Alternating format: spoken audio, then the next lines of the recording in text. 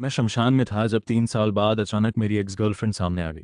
वो अब एक सक्सेसफुल डॉक्टर थी, घर परिवार भी था उसका, सब उसकी तारीफें करते थे। और मैं अकेला था, कुछ किया नहीं था जिंदगी में, और अभी अभी अपने लिए एक अस्थि कलश खरीद कर आया था। वो एक क्रीम कलर की कोट और वाइट ड्रेस पहने हवा में खड़ी थी। मैं उसे देखता रहा।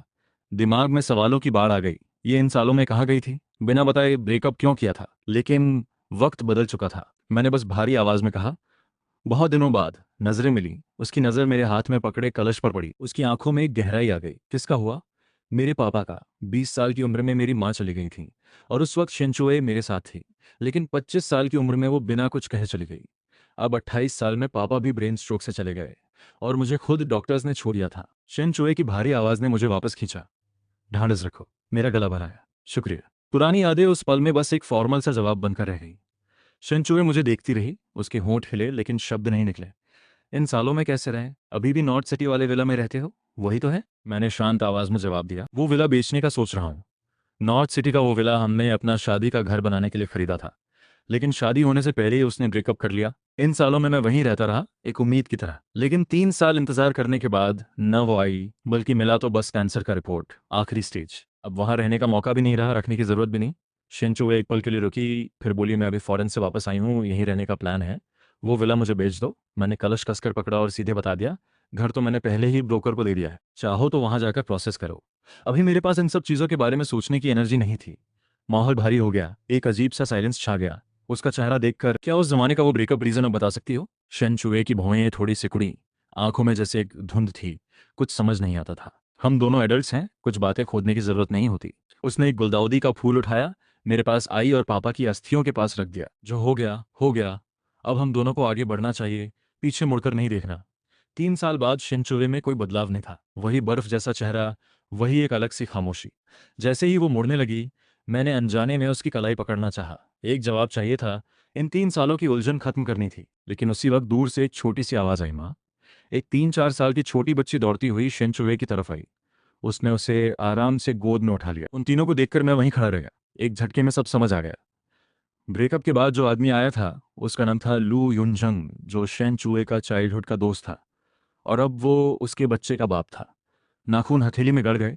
मैंने जोर से सांस लेकर अपनी इमोशंस को दबाया। लू युनजंग शेन चुए के पास आया और मेरे बारे में पूछा। शेन चुए ने मेरी तरफ देखा तक नहीं, बस हल्के से बोल दिया, कॉलेज का दोस्त है, इसके पिता गुजर गए हैं। अचानक लगा जैसे कोई चीज़ टूट गई अंदर। 5 साल का रिश्ता, और आखिर में बस कॉलेज का दोस्त रह गया, एक्स बॉयफ्रेंड भी नहीं।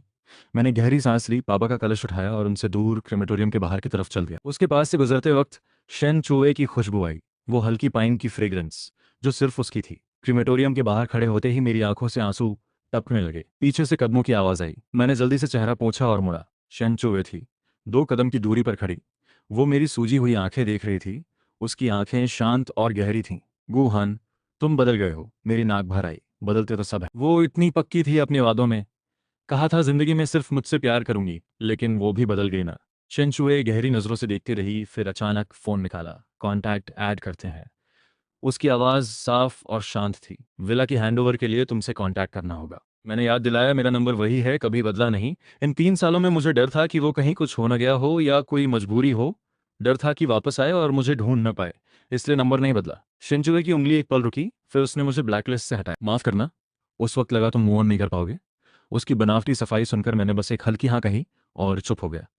चाहे मूव ऑन हुआ हो या नहीं, उन तीनों को देखने के बाद कुछ भी मैटर नहीं करता था। मैंने उन्हें देखे बिना कदम बढ़ाए, सीढ़ियां उतरी और गाड़ी में बैठ गया। अगले दिन मैं पापा माँ की नई कब्र पर गया, लेकिन जब अपनी पहले से तय की हुई कब्र के पास से गुजरा, वहां के बीच में रखे पत्थर पर किसी और का नाम खुदा हुआ था। उस अनजान नाम को देखकर मैंने तुरंत सेमेट्री के स्टाफ को कॉल किया। माफ करें सर, रूल्स के हिसाब से जिंदा इंसान को कब्र नहीं बेच सकते। हमने प्रायोरिटी के बेसिस पर एक और पार्टी को यह जगह दे दी। पास में पापा माँ की कब्र देखकर मैंने खुद को शांत रखने की कोशिश की। क्या उनसे मिल सकता हूँ? मेरे हाँ कहने पर स्टाफ ने तुरंत उन्हें बुलाने का वादा किया। आधे घंटे बाद वो सेमेट्री में आए, लेकिन जैसे ही मैंने उनका चेहरा देखा, मैं हैरान रह गया। मेरी कब्र छीनने वाली कोई और नहीं, शेनचुए थी। हैरानी, कंफ्यूजन, दर्द, सब कुछ एक ही सवाल में बदल गया। क्यों? शेनचुए वहां खड़ी थी, हमेशा ठंडा रहने वाला वो चेहरा पहली बार मेरे सामने झुका। माफ करना। युनजंग के घरवाले फॉरेन में गुजर गए। उनकी अस्थियां वापस लानी थी। उनकी नज़र इसी जगह पर पड़ी और उन्हें ये जगह पसंद आ गई। मैंने मुट्ठी कसी। तुमने उनके लिए ये जगह चूज की? उसने जवाब की जगह चुप्पी से काम चलाया। मेरे दिल में जैसे एक दरार आ गई। मैंने पूछा, तुमने देखा नहीं कि पास में मेरे पापा माँ का नाम है? एक जमाने में उसने खुद मेरे पापा माँ को वादा किया था हमेशा मेरा ख्याल रखूंगी, और अब वो अपने पति के घर वालों को बगल में दफनाना चाहती थी। मतलब जब भी वो आएगी पापा माँ उसे किसी और मर्द के साथ देखेंगे। शेन चुवे ने उलझी हुई आवाज में कहा। युनजंग के घर वाले 3 साल पहले गुजरे थे। उन्हें ये जगह बहुत पसंद थी। मैं नहीं चाहती थी कि उनकी तकलीफ हो। उसकी बात सुनते ही मेरी इमोशंस बेकाबू हो गई। यह जगह मैंने पहले बुक की थी। बगल में मेरे पापा माँ हैं। शेन चुवे, तुमने पहले युनजंग की वजह से मुझे छोड़ा, अब उन्हीं की वजह से मेरी ये जगह भी छीनना चाहती हो? शेन चुवे का चेहरा ठंडा हो गया। उसने हैरानी से कहा, तुम ठीक ठाक हो, अभी जिंदा हो, तो यह जगह क्यों चाहिए? सिर्फ इसलिए कि पापा माँ यहाँ हैं? मैं एक पल के लिए रुक गया, सीने में जैसे कुछ घुटने लगा। हर इंसान को एक दिन जाना है, मुझे भी जाना है। मैं अपने परिवार के पास रहना चाहता हूँ। ये जगह फर्स्ट कम फर्स्ट सर्व्ड है, मैं ये नहीं छोड़ूंगा। मैं मुड़ने लगा, लेकिन पीछे से शेन चुवे की आवाज आई। ये तो युनजंग की पूर्व पत्नी है जो कल रात यहाँ दफन हो गई। मेरी रीढ़ में सिहरन दौड़ गई। वापस शेन चुवे को देखा तो वो बिल्कुल अजनबी लगी। उसने एक लंबी सांस ली और समझाने की कोशिश की। जब युनजंग की पत्नी गई थी तब मैंने तुम्हें छोड़ा और फौरन चली गई। मैं नहीं चाहती कि इस बात से तुम उनके बारे में कुछ गलत सोचो। आखिर में बड़े का सम्मान होता है, उनकी पत्नी के लिए ये जगह ज्यादा सही है। एक पल में बस हंसा। मुझे खुद नहीं पता था कि गुस्सा करूं उसकी इस चालाकी पर या दुख करूं उसके लू युनजंग के लिए सच्चे और गहरे प्यार पर। और इसी पल मुझे सच समझ आया, शेन चुवे मेरे साथ इसलिए थी क्योंकि लू युनजंग की शादी हो गई थी। जब वो चला गया और उसकी पत्नी गई तो उसने मुझे एक झटके में छोड़ दिया और उसके पास चली गई। मैं उसके लिए एक बैकअप था, एक ऑप्शन, कभी उसकी प्रायोरिटी नहीं। यह सब जानकर लगा जैसे किसी ने गला दबा दिया हो। एक भी आवाज़ नहीं निकली। दिल में जैसे कोई डूब गया, कैंसर की हर चेमों से भी ज्यादा दर्दनाक। नाक से गर्म खून निकला और कब्र की सीढ़ियों पर टपका। सिर घूमा, पाँव ने जवाब दे दिया और मैं जमीन पर गिर गया। शेनचुए तेज कदमों से दौड़ी और मुझे संभाला। उसकी आवाज में चिंता थी, लेकिन मैंने होश में उसे हटाया और मुश्किल से 2 शब्द कहे, ठीक हूं मैं। उसे यकीन नहीं आया। मैं डॉक्टर हूं, देखने दो। मैंने चेहरे से खून पोंछा और उसे छूने से मना किया। हाँ डॉक्टर हो, लेकिन पैथोलॉजी डॉक्टर हो। तुम्हारे हाथ बॉडीज डाइसेक्ट करते हैं, मुर्दों को छूते हैं। मैं अभी मरा नहीं। शेन चुवे की आंखें गहरी हो गईं। मैंने उसे इग्नोर किया, जमीन से एक लाठी उठाई और उसे केन की तरह इस्तेमाल करते हुए लड़खड़ाते हुए नीचे उतरकर सिटी हॉस्पिटल पहुंचा। मेरी मेन डॉक्टर जी यानली ने मुझे देखा तो घबरा गई। उन्होंने नर्स को तुरंत वार्ड अरेंज करने को कहा, ड्रिप लगाई, स्ट्रॉन्ग इंजेक्शन दी। कुछ गड़बड़ न हो इसलिए पूरी बॉडी का चेकअप भी करवाया। अगले दिन रिपोर्ट आने पर उनका चेहरा गंभीर था। गुहान, तुम्हारा बॉडी लिमिट पर पहुंच गया है। आखिरी टाइम है, हॉस्पिटल में रहना जरूरी है, कहीं नहीं जा सकते। लिमिट मतलब कितना? मैंने हल्के से पूछा। हम कलीग्स तो हैं, सच बता सकते हो। जी यानली की आंखें भर आईं। तुम्हारा हाल ऐसा है कि कभी भी गिर सकते हो और शायद उठ ना पाओ। गुहान, हॉस्पिटल मत छोड़ो। उनकी आवाज भर्रा गई। हाथ में रिपोर्ट थामे मैंने कमजोरी से मुस्कुराया। क्या मेरी जिंदगी का आखिर आ गया? वो चुप रहीं। इमोशंस छुपाने की कोशिश में थीं, लेकिन आंखें सब बोल रही थीं। मैंने उन्हें तसल्ली दी। मौत जिंदगी तो किस्मत में होती है, इतना जिया, शुक्रगुजार हूँ। पापा माँ को खुद विदाई दी, अब खुद को भी विदाई दूंगा, और एक बॉडी डोनर टीचर बनकर यहीं रहूंगा। मेडिकल फील्ड में योगदान भी होगा, ये भी एक तरह की जिंदगी है। जी यानली ने मुंह फेर लिया, आंसू गिर गए। मैंने उनका हाथ थामा, चाहा कि वो मेरे लिए दुखी ना हो। ठीक है, इस बार तुम्हारी बात मानता हूँ, कहीं नहीं जाऊंगा। उन्होंने मेरा हाथ कसकर दबाया, लेकिन हॉस्पिटल में रहने से भी कुछ होने वाला नहीं था। हर सुबह आंख खुलती तो जी यानली तरह तरह की मेडिसिन देती, किसी तरह सांसें थमाए रखती ताकि मैं थोड़ा और दुनिया देख सकूं। लेकिन जब मेडिसिन का असर खत्म होता, हड्डियों से उठता वो दर्द, जैसे सब कुछ अंदर से निकल रहा हो। पसीने से तरबतर होता था, जबड़े भिंचे रहते, आवाज तक नहीं निकलती थी। कई दिनों की बारिश खिड़की पर थपथपाती रहती, जैसे मेरे लिए रो रही हो। थोड़ा बेहतर लगा तो कोट पहनकर कॉरिडोर के स्टेयर्स पर ताजी हवा लेने निकला। पीछे से जूतों की आवाज आई। गुहान साहब। आवाज सुनकर मुड़ा। लू युनजंग का। उसका चेहरा दमकता हुआ, एकदम हेल्थी, और मैं, पीला चेहरा, एक ढीला और पतला कोट जो बीमारी छुपाने के काम आ रहा था। उसने एक पल हैरान होकर देखा और फिर बोला, मैं आज खास तुमसे माफी मांगने आया हूँ। पहले तुम्हारी जगह ले ली, सच में बहुत बुरा हुआ। ये कहते हुए उसने झुककर बो किया। मैंने नजर हटाकर बाहर बारिश में देखा। वो बात गई, मुझे नहीं उठानी। उसके चेहरे पर एक पोलाइट सी स्माइल थी, लेकिन टोन कुछ और ही था। जो बात गई उससे जुड़ा इंसान भी नहीं होना चाहिए, है ना? उसने मेरी तरफ देखकर कहा। उसने हल्की सी स्माइल ली। मुझे पता है तुम चूहे के एक्स हो।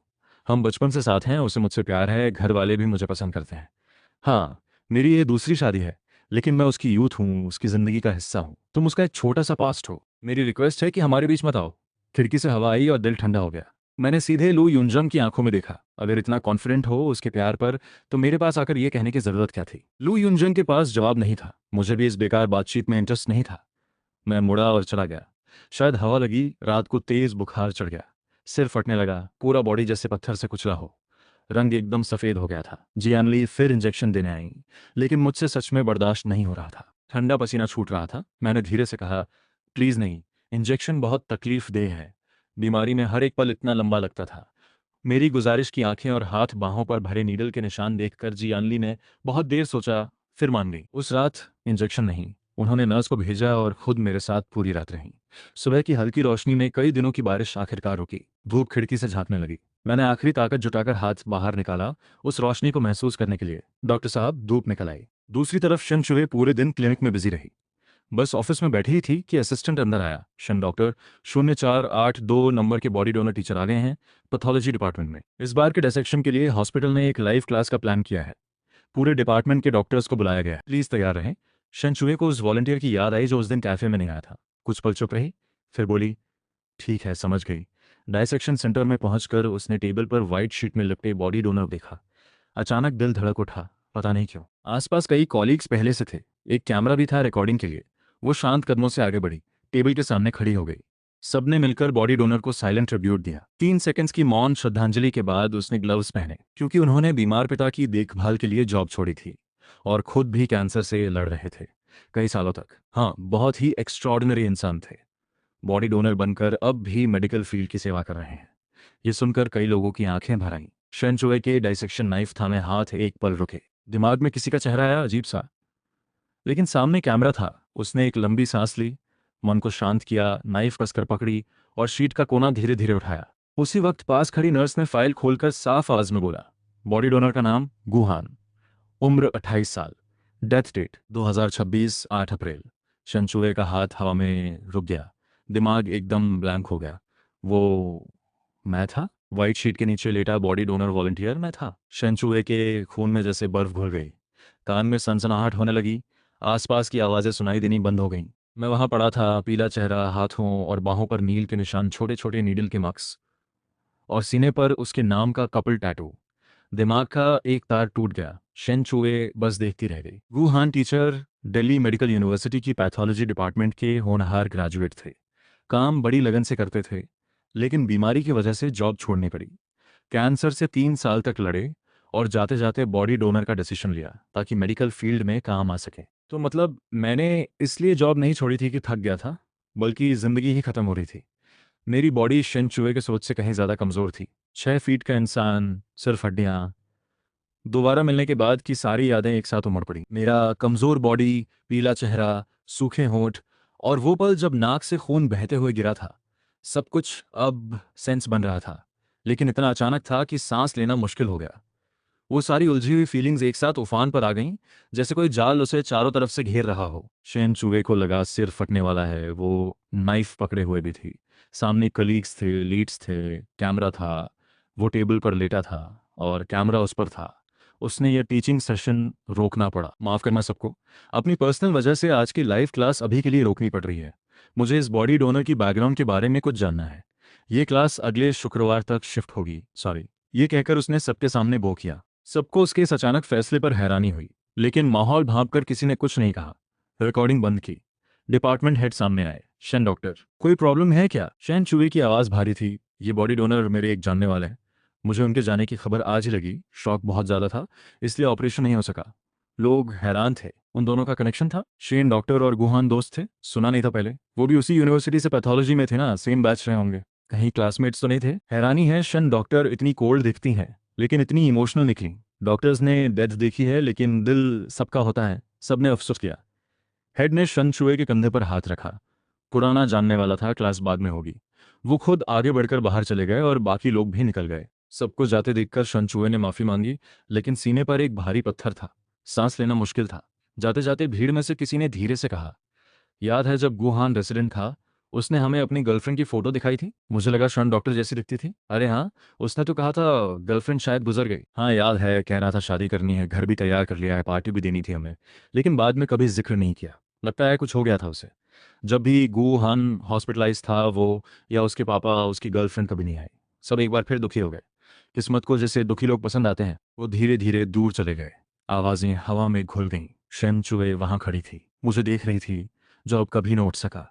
दिल में एक ठोकर सी लगी। तो सबको पता था कि हम लगभग शादी तक पहुंच गए थे, लेकिन एक नाम का फासला रह गया। उस शांत डायसेक्शन रूम में शेन चुवे को अपने दिल की धड़कन साफ सुनाई दे रही थी, भारी सांसें भी। कभी सोचा नहीं था कि एक दिन मैं इस तरह उसके सामने लेटा होऊंगा। पास खड़ी नर्स ने धीरे से बोला। शेन चुवे ने हाथ बढ़ाया। गुहान की फाइल दो और तुम भी बाहर जाओ। उसकी नज़र मेरे उस चेहरे पर थी जो दर्द में होते हुए भी मुस्कुरा रहा था। नर्स ने बिना कुछ कहे फाइल दी और रूम छोड़ दिया। शेन चुवे ने फाइल खोली। मेरे हॉस्पिटल में रहने के दौरान के रिकॉर्ड्स पढ़ने लगी। लगा जैसे किसी बड़े हाथ ने दिल को मुट्ठी में पकड़ लिया हो। इतना दर्द था कि सांस नहीं आ रही थी। फाइल्स था में हाथ अचानक भिंच गया। वो मुड़ी और पास के कंप्यूटर पर गई। मेरी डिटेल्ड मेडिकल हिस्ट्री देखनी थी। कीबोर्ड की आवाज़, माउस का स्क्रॉल, हर क्लिक दिल पर लग रही थी। आखिरी स्क्रॉल के साथ सब रिकॉर्ड सामने आ गए। 3 साल, 567 डिटेल्ड मेडिकल एंट्रीज। मेरी बीमारी एक एक कदम बढ़ती गई, जब तक कि कोई उम्मीद न बची। शेन चुवे का माउस थमा हाथ थोड़ा कांप रहा था। जब वो गई, उसके जाने के कुछ ही समय बाद मुझे कैंसर डायग्नोज हुआ। 3 साल तक मैं बस देखता रहा, खुद को मौत की तरफ जाते हुए। मैं खुद भी डॉक्टर था, लेकिन कुछ नहीं कर सका। और जब मैं इतनी तकलीफ में था, मुझे नहीं पता था ये सब ऐसा था। मेरा इरादा नहीं था। वो बड़बड़ाई, कुछ भी ठीक से नहीं कह पा रही थी। उसने कभी नहीं सोचा था कि असली वजह यह थी। उस पल वो चाहती थी कि कोई उससे चिल्लाकर लड़े, गाली दे, कुछ तो कहे, लेकिन सामने कोई रिएक्शन नहीं था। शन चूहे का दिमाग सोचने लायक नहीं रहा था। वो बस देखती रही, जैसे कई साल पहले यूनिवर्सिटी के क्लास में हम होते थे और धूप मेरे चेहरे पर पड़ती थी। वो पास बैठा होता था और चुपचाप मुझे देखता था। मैं थोड़ी देर में महसूस कर लेता था और मुड़कर मुस्कुरा देता था। शेन चूहे, क्या देख रहे हो? तुम्हें मुझ में क्या है देखने को? टीचर देख लेंगे। पुरानी यादें इतनी खूबसूरत थीं कि ये सब एक बुरे सपने जैसा लग रहा था, एक ऐसा सपना जिसे देखने की हिम्मत नहीं थी। तभी डोर पर नॉक हुआ। शन चूहे ने खुद को संभाला, इमोशंस को दबाया और दरवाजा खोला। बाहर जी यानली खड़ी थी, वाइट कोट में। उन्होंने शन चूहे को ऊपर से नीचे देखा, फिर रूम में झांका, फिर वापस शन चूहे पर नजर टिकाई। शन डॉक्टर, आज ये क्या हुआ? गुहान की क्लास क्यों रोकी? उसकी आंखों में एक ऐसी फीलिंग थी जो शब्दों में नहीं आ रही थी। क्यों नहीं बताया कि 0482 वॉलंटियर गुहान है? जी अनली थोड़ी रुकी, फिर माथे पर बल के साथ बोली, किसी भी वॉलंटियर की आइडेंटिटी जब तक जिंदा हो कॉन्फिडेंशियल रहती है। यह हॉस्पिटल का रूल है। शन चूहे के पास कोई जवाब नहीं था। वो चुप रही, फिर धीरे से बोली, लेकिन मैं गुहान की गर्लफ्रेंड थी। जी यानली चौकी, तुम उसकी गर्लफ्रेंड थी? शन चुवे ने हाँ में सिर हिलाया। 3 साल पहले तक। लेकिन हॉस्पिटल में तो कहा जा रहा था तुम्हारी फैमिली है। जी यानली ने उसे देखा। शन चुवे का दिल एक पल के लिए डूबा, आंखें धीरे धीरे बुझ गईं। उसने एक्सप्लेन किया, मेरी शादी नहीं हुई है, बस एक क्लोज फ्रेंड के जाने के बाद उनके हस्बैंड और बच्चे का ख्याल रख रही हूँ। जी आनली थोड़ी हैरान हुई, लेकिन कुछ नहीं बोली। शनचूवे का हाथ अनजाने में बंद हो गया और उसमें एक उम्मीद भी थी जो उसे खुद पता नहीं थी। मैं पूछना चाहती हूँ, वुहान के जाते वक्त उसने कुछ कहा था या मेरे लिए कुछ छोड़ा था? नहीं। जी एनली ने बिना रुके सीधे कह दिया। शिनचुए का दिल नीचे डूब गया। वो भी चुप हो गई। जी एनली से रहा नहीं गया। तुम कहती हो उसकी गर्लफ्रेंड थी, तो इतने समय में एक बार भी क्यों नहीं आए? उसके पापा की बीमारी का तक पता नहीं था। वो उनके बीच की बात नहीं जानती थी। लेकिन मुझे इन 2 सालों में बहुत तकलीफ हुई। मुट्ठी भर दवाइयाँ खाना, बार बार कीमोथेरेपी, रेस्क्यूज, हर रात अकेले रोना, सुबह फिर मुस्कुराना, एक तरफ बीमार पिता की देखभाल, इस सब में शेन चुए कभी नहीं आई। काश कोई साथ होता तो शायद वो दिन इतने भारी ना होते। शेन चुए वहीं खड़ी रही, कुछ भी कहने के लिए मुंह नहीं खुला। वो बहुत कुछ कहना चाहती थी, लेकिन वर्ड्स नहीं आए। चेहरा धीरे धीरे सफ़ेद होता गया, हाव भाव बुझ गए। हाँ, कोई एक्सक्यूज़ नहीं था। उसने मुझे फेल किया था और अब मैं था ही नहीं। कुछ भी कहने का कोई मतलब नहीं था। जी अनली मेरी तरफ से कुछ मांगना चाहती थी, लेकिन बात आते आते रुक गई। फिर भी उनसे रहा नहीं गया। गुहान की आखिरी विश थी कि वो बॉडी डोनर बने, चाहे तुम्हारा रिश्ता जो भी रहा हो, लेकिन मुझे उम्मीद है कि जाने के बाद उसे कोई पछतावा ना हो। ये कहकर वो मुड़ गई। शेनचुए उनकी पीठ देखती रही, गला भरता रहा। आखिर में बस दिल में हाँ कहा। यही वो आखिरी चीज थी जो वो मेरे लिए कर सकती थी। रूम में वापस आते ही शेनचुए को ब्रोकर का मैसेज मिला। शन डॉक्टर, नॉर्थ माउंटेन विला की सारी हैंडओवर फॉर्मेलिटीज़ कंप्लीट हो गई हैं। आप कभी भी शिफ्ट कर सकती हैं। मेरे 3 साल से संभाले उस घर की बात याद आई और दिल फिर भारी हो गया। फिर लू युनजन का कॉल आया। शेन चुवे ने कुछ सेकंड सोचकर उठाया। चुवे, आज न्यानियन का बर्थडे है, जल्दी घर आ जाओ। बच्ची रात को अकेले सेमेट्री ना चली जाए, इसलिए याद रखना। शेन चुवे का दिल बहुत दर्द कर रहा था, इतना कि कुछ बोलना मुश्किल था। मैं एक सफ़ेद ड्रेस में था, आंखें सूजी हुई थीं, पिता का कलश सीने से लगाया था। उसे देखकर मेरी आंखों में पल भर के लिए खुशी चमकी, लेकिन जब उसने देखा कि पास में एक बच्चा है और एक और आदमी खड़ा है, तो वो चमक बुझ गई। शेन चुए चुपचाप मेरे पास आई, मेरा पीला चेहरा देखा और खुद भी धीरे धीरे ठंडी पड़ने लगी। चुए, सुन रहे हो? फोन की दूसरी तरफ लू युनजंग की आवाज़ फिर आई। हाँ सुन रही हूँ, शेनचुए ने होश में जवाब दिया। उसकी आवाज़ शांत थी। आज रात जल्दी आ जाऊंगी और एक ज़रूरी बात करनी है तुमसे। घर के रास्ते पर शेनचुए का ध्यान बिल्कुल नहीं था। कई बार रेड लाइट पर वो रुके नहीं, पीछे के ड्राइवर्स ने गालियाँ दी, उसे परवाह नहीं थी। घर के दरवाजे पर पहुंची तो दिमाग में अभी भी वही शीट हटाने का सीन था। वो काफ़ी देर दरवाजे पर खड़ी रही, फिर की लगाकर अंदर गई। माँ आ गई तुम। न्यानियन दौड़ती हुई आई और शेनचुए से लिपट गई। माँ आज बहुत थकी लगती हो। न्यानियन तुम्हारी बहुत याद आई। शेनचुए ने उसे गोद में उठाया और थकी हुई मुस्कान दी। मुझे भी याद आई। आज स्कूल में खाना खाया? हाँ, न्यानियन ने जोर से कहा। लू युनजंग भी आखिरी डिश टेबल पर रख रहे थे। हाथ पहुंचते हुए बोले, खाना तैयार है, दोनों हाथ धोकर आ जाओ। दोनों ने हाथ धोए और खाने बैठे। टेबल पर खाना ही खाना था। बीच में एक एस्ट्रोनॉट थीम का बर्थडे केक था, 5 रंगीन कैंडल्स के साथ। कैंडल्स जलाई गईं। तीनों ने मिलकर बर्थडे सॉन्ग गाया। नियानियन ने हाथ जोड़े और मांगा, भगवान प्लीज पापा और माँ को हमेशा साथ रखो। मैं हमेशा अपनी माँ के साथ रहूं। आंखें खोली और एक ही सांस में सारी कैंडल्स बुझा दी। लू युनजंग ने एक डॉल का गिफ्ट बॉक्स निकाला और नियानियन को दिया। नियानियन, ये पापा का गिफ्ट है, देखो पसंद आया? नियानियन की आंखें चमकी। फिर उसने शेनचुए की तरफ देखा। माँ, तुमने मुझे क्या दिया? शेनचुए एक पल के लिए रुकी, भूल गई थी। लू युनजंग का चेहरा थोड़ा ऑकवर्ड हो गया। नियानियन को एहसास हुआ कि उसने गलत कहा। वो जल्दी से शेनचुए का हाथ पकड़कर बोली, नियानियन को माँ के गिफ्ट की जरूरत नहीं, माँ बर्थडे पर साथ है, बस यही काफी है। ये कहते हुए वो शेनचुए के लिए सबसे बड़ा केक पीस काटने लगी। शेनचुए उठी और बोली, मैं कार में रखाई हूँ नीचे, अभी लाती हूँ। वो हॉलवे में गई, की उठाई और दरवाजा खोला। लो युनजांग झट से पीछे आया। रहने दो, तुम थकी हो, मैं ले आता हूँ। नहीं। शेनचुए ने ऑटोमेटिकली मना किया और तेज कदमों से निकल गई। लेकिन बाहर निकलते ही वो लड़खड़ाई और लगभग गिर ही गई। लू युनजंग ने घबराकर थाम लिया।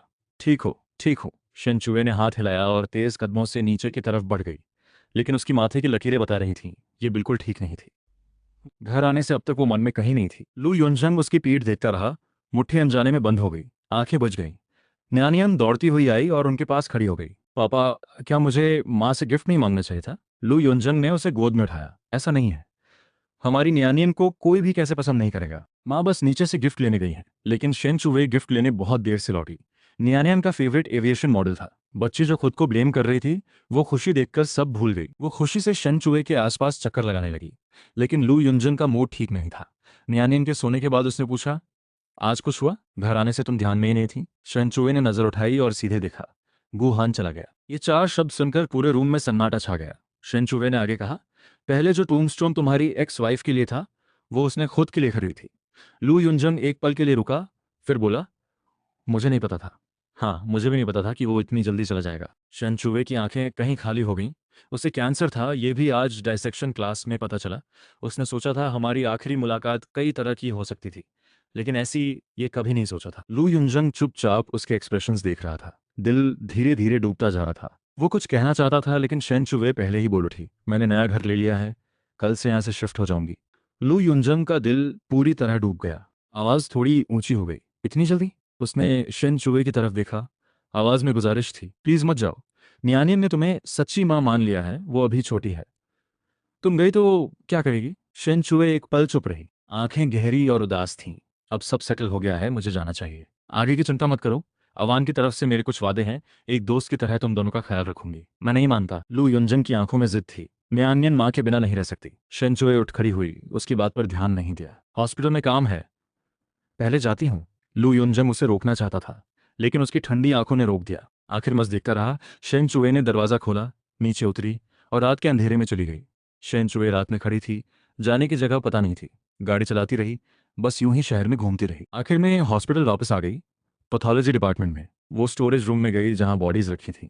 मुझे ड्रॉर से निकाला, पास बैठी और फ़ोन पर हमारी पुरानी यादें देखने लगी। हम साथ क्लास में बैठे थे, कैंपस में शाम की धूप में चले थे, साथ ट्रैवल किया था। ल्हासा के जोखान टेम्पल के सामने माथा टेका था।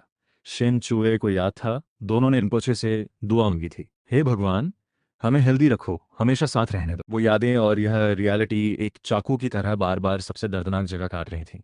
शेनचुए ने फ्रस्ट्रेशन में कहा, अगर दुनिया में सच में कोई ऊपर वाला है, तो मेरे प्यार को क्यों नहीं बचाया? वो मेरे पास आकर लेट गई, दुखी होकर देखती रही। हमने कहा था 100 साल साथ जिएंगे, तो तुम इस तरह अचानक कैसे चले गए, बिना कुछ कहे? अगर जानती कि बस 3 साल बाकी थे तो वो बातें कभी नहीं कहती। उसने मुश्किल से बात निकाली, लेकिन कोई जवाब देने वाला नहीं था।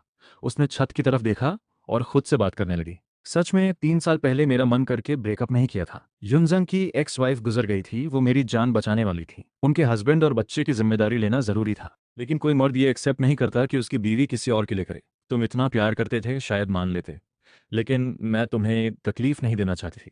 यह भी नहीं जानती थी कि हमारे पास बस 3 साल थे। काश अगर दोबारा मौका मिले तो हर एक पल को जी भर के जीऊं। देर रात से सुबह तक शेन चूहे बोलती रही। हम दोनों जैसे उन पुराने प्यार के दिनों में वापस आ गए थे। आखिर में वो धुंध में सो गई। सपने में हम दोनों उन दिनों में थे जब सबसे ज्यादा प्यार था। और उसके पास जहां सांसें बंद हो चुकी थीं, मेरी उंगली अचानक हिली और मेरी आंखें धीरे धीरे खुल गईं। मैं छत को देख रहा था। कुछ पल के लिए कंफ्यूजन रहा। लगा जैसे एक बहुत लंबा सपना देखा था। उस सपने में मैंने अपने डॉक्टर को देखा था। असल में यह दुनिया एक नॉवेल जैसी थी और शेन चुए इसकी फीमेल लीड थी, और मैं उसकी स्टोरी में जल्दी मर जाने वाला एक्स बॉयफ्रेंड। लेकिन इस पल मैं अपने सीने पर हाथ रखकर दिल की धड़कन महसूस कर रहा था। मैंने देखा पास में शेन चुवे लेटी थी, हल्की सांसें चल रही थीं, अभी अभी सोई थी। उसे दोबारा सामने देखकर एक पल के लिए मेरी सांस फिर रुक गई। उसके चेहरे पर वही ठंडम था। मैं मुस्कुराया तो चांद जैसी, बस लेटी हुई थी, लेकिन देखते नहीं बनता था। हल्की सी भ्रौन होकर लगा कोई परेशानी है। सोचा नहीं था दोबारा मिलेंगे। मेरा दिल भी थोड़ा तेज धड़का। लेकिन सपने की यादें आते ही मैं वापस होश में आया। हम दोनों की स्टोरी उसी पल खत्म हो गई जब मैंने आखिरी सांस ली। रही बात मेरे वापस आने की, शायद ये ऊपर वाले की उस बेचारे इंसान के लिए एक नेमत थी। मैंने शेन चुवे को जगाए बिना उठकर दरवाजे की तरफ कदम बढ़ाए। शेन चुवे, हमारी स्टोरी पूरी तरह खत्म हुई। हॉस्पिटल से निकला तो पता चला कि मेरे जाने के बाद जैसे दुनिया मुझे भूल गई थी। हॉस्पिटल में कोई मुझे पहचानता नहीं था। जो डॉक्टर्स और नर्सेज मुझे जानते थे वो भी नहीं पहचान रहे थे। सब अजनबी नज़रों से देख रहे थे। हॉस्पिटल के बाहर निकला तो एक अजीब सा खालीपन था। अगर कोई मुझे याद नहीं करता तो अब मैं कौन हूँ और कहाँ जाऊँगा। मैंने नेट पर अपना नाम सर्च किया। शुक्र है आइडेंटिटी अभी भी थी, बैंक अकाउंट्स और बैलेंस भी सेफ था। मैंने एक लंबी सांस ली। नॉवेल की दुनिया में मेरी स्टोरी खत्म हुई, लेकिन असल जिंदगी अभी चल रही थी। सोचते सोचते मैंने तय किया पोर्ट सिटी की टिकट लूंगा। बीजिंग छोड़ूंगा, शेनचुए को छोड़ूंगा, उसकी स्टोरी से हमेशा के लिए गायब हो जाऊंगा। टूम्बस्टोन के 10 गुना पेनल्टी का पैसा, नॉर्थ माउंटेन विला बेचने का पैसा, सब मिलाकर मैंने तुरंत टिकट बुक की। लेकिन जाने से पहले सेमेट्री गया। पापा माँ से मिलना था। जब घुटने जमीन पर टिके तभी एहसास हुआ कि यह दोबारा जन्म सच में हुआ है। पापा माँ की ब्लैक एंड व्हाइट फोटो देखते ही आंसू बह निकले। सोचा था जल्द ही तीनों मिलेंगे, लेकिन ये हो गया। पापा माँ, आया हूँ देखने, बेटा नालायक है, माफ करना। बीजिंग छोड़कर पोर्ट सिटी जा रहा हूँ। शायद अब कभी वापस ना आ सकूं। शायद तुम लोगों के पास भी अब ना आ सकूं। लेकिन तुम लोग नीचे मेरी चिंता मत करना, मैं ठीक हूँ। आखिरकार मैंने अपनी हैरान करने वाली बात उन्हें नहीं बताई। कब्र पर बहुत देर खड़ा रहा। फिर फोन पर नोटिफिकेशन आई, आपकी फ्लाइट CN 686 को उड़ान भरने में 5 घंटे से कम समय बचा है। मैंने पापा माँ को दिल से विदाई दी, कैब बुलाई और एयरपोर्ट चल दिया। एयरपोर्ट में भीड़ थी, रौनक थी। टर्मिनल पर खड़े होकर बीजिंग का आखिरी सनसेट देखा। पहले मुझे सनसेट से नफरत थी। लगता था ये डेथ है, एंडिंग है, विदाई है। लेकिन अब दोबारा देखकर लगा शायद ये एक नई शुरुआत है। जैसे सूरज को रात के अंधेरे से गुजरना पड़ता है और बसंत को पहले सर्दी की बर्फ झेलनी पड़ती है, ठीक वैसे ही मेरी जिंदगी में भी एक नया मोड़ आ रहा था। तभी एयरपोर्ट की अनाउंसमेंट गूंजी, CN 6865 फ्लाइट के पैसेंजर्स ध्यान दें, आपकी फ्लाइट का चेक इन अभी शुरू हो रहा है। मैं अपना ID कार्ड लेकर गेट की तरफ बढ़ा। तभी पीछे से एक जानी पहचानी आवाज आई, गुहान। और इससे पहले कि मैं मुड़ता किसी ने मुझे कसकर गले लगा लिया। उस गले में हरी घास जैसी खुशबू थी। मैंने ऊपर देखा, सामने शनचोए थी, आंखें लाल भरी हुई। गुहान, उसकी आवाज रुंध गई थी। गर्म आंसू मेरी गर्दन पर गिरे। वो बेतरतीब बोल रही थी, कुछ भी साफ नहीं। मुझे समझ नहीं आ रहा था कि ये सब क्या हो रहा है, लेकिन मैं, क्या तुम मुझे याद करती हो? मुझे लगा था इस दुनिया में कोई मुझे याद नहीं रखेगा, जैसे मेरे जाने के साथ मेरा वजूद भी मिट गया हो। शेनचुए ने मुझे और कसकर पकड़ लिया। याद है गुहान, मैं तुम्हें हमेशा याद रखूंगी। तुम मेरे असली प्यार हो, वो बोली।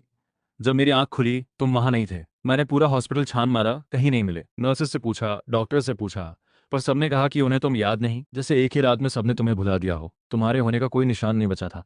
तुम्हारी यादें मुझे एक सच्चे सपने जैसी लगने लगी। मैं खुद सोचने लगी कि शायद मेरा दिमाग ठीक नहीं रहा। फिर मैंने किसी से CCTV फुटेज दिखवाई और तब जाकर मिली तुम। थोड़ी और देर होती तो शायद फिर चूक जाती। जब वो उठे और देखा कि तुम नहीं हो, कोई याद नहीं करता, एक पल के लिए लगा सच में बस एक सपना था। लेकिन जब जान को चुटकी काटी और दर्द हुआ तो समझ आया ये सपना नहीं था। जो इंसान से प्यार था वो गायब हो गया था और किसी को याद भी नहीं। फिर तो जैसे पागल हो गए, पूरी सिटी छान मारी। हर पल हर सेकंड दिल में आग लगी थी। वो डर जो था जैसे नर्क से भी नीचे उतर गए हो। मौत की खबर सुनने से भी ज्यादा तकलीफ थे। उन्होंने सीधे मेरी आंखों में देखा। अहान, क्या हम फिर से साथ आ सकते हैं? पहले जो हुआ उसके लिए माफी मांगता हूँ, सब कुछ एक्सप्लेन करूंगा। बस एक और चांस दो। वो दूसरी बार ये दर्द नहीं झेलना चाहते थे। खोकर वापस पाने का एहसास, रोलर कोस्टर जैसा था। लेकिन मुझे अब कोई फर्क नहीं पड़ता था।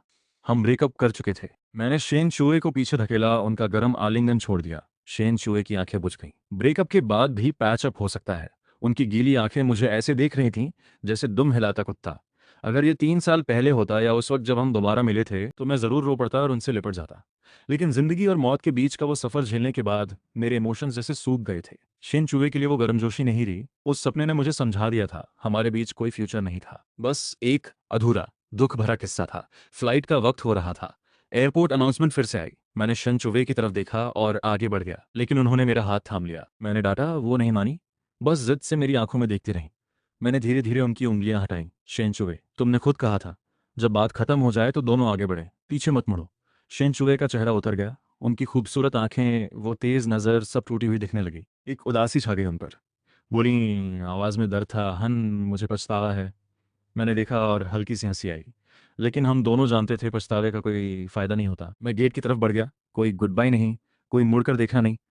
ग्लास में रिफ्लेक्शन से दिखा, शन चुवे अकेली खड़ी थी, मेरी पीठ देख रही थी, आंखें लाल, नज़र बेबस, जैसे घर न मिला हो किसी बच्चे को। लेकिन मैं 3 साल इंतज़ार कर चुका था, अपने प्यार का, अपनी यादों का, उनके लौटने का इंतज़ार करते करते आंसू सूख गए, ज़िंदगी घिसट गई।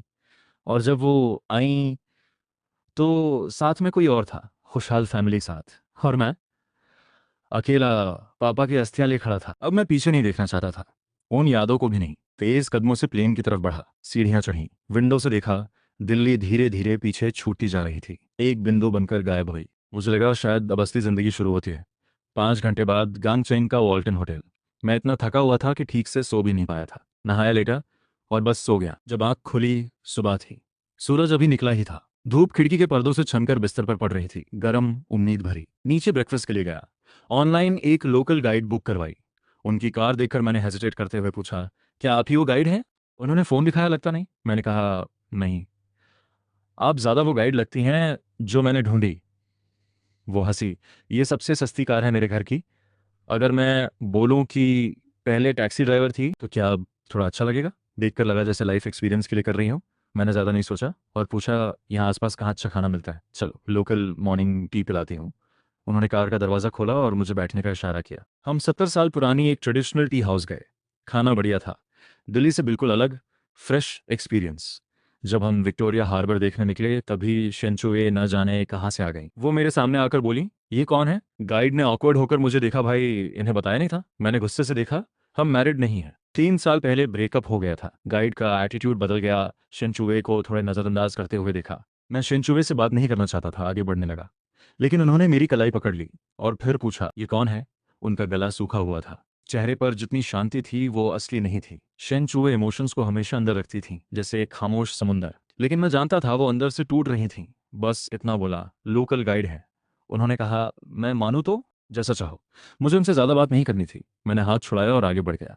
एक्स के साथ ऐसा ही होता है, मुलाकात नहीं होनी चाहिए। शिनचुए ने अचानक जोर से पुकारा, गुहन। मैंने मुड़कर देखा। उनकी नज़र में गुजारिश थी। शिनचुए, ये तुम्हारी जगह नहीं है।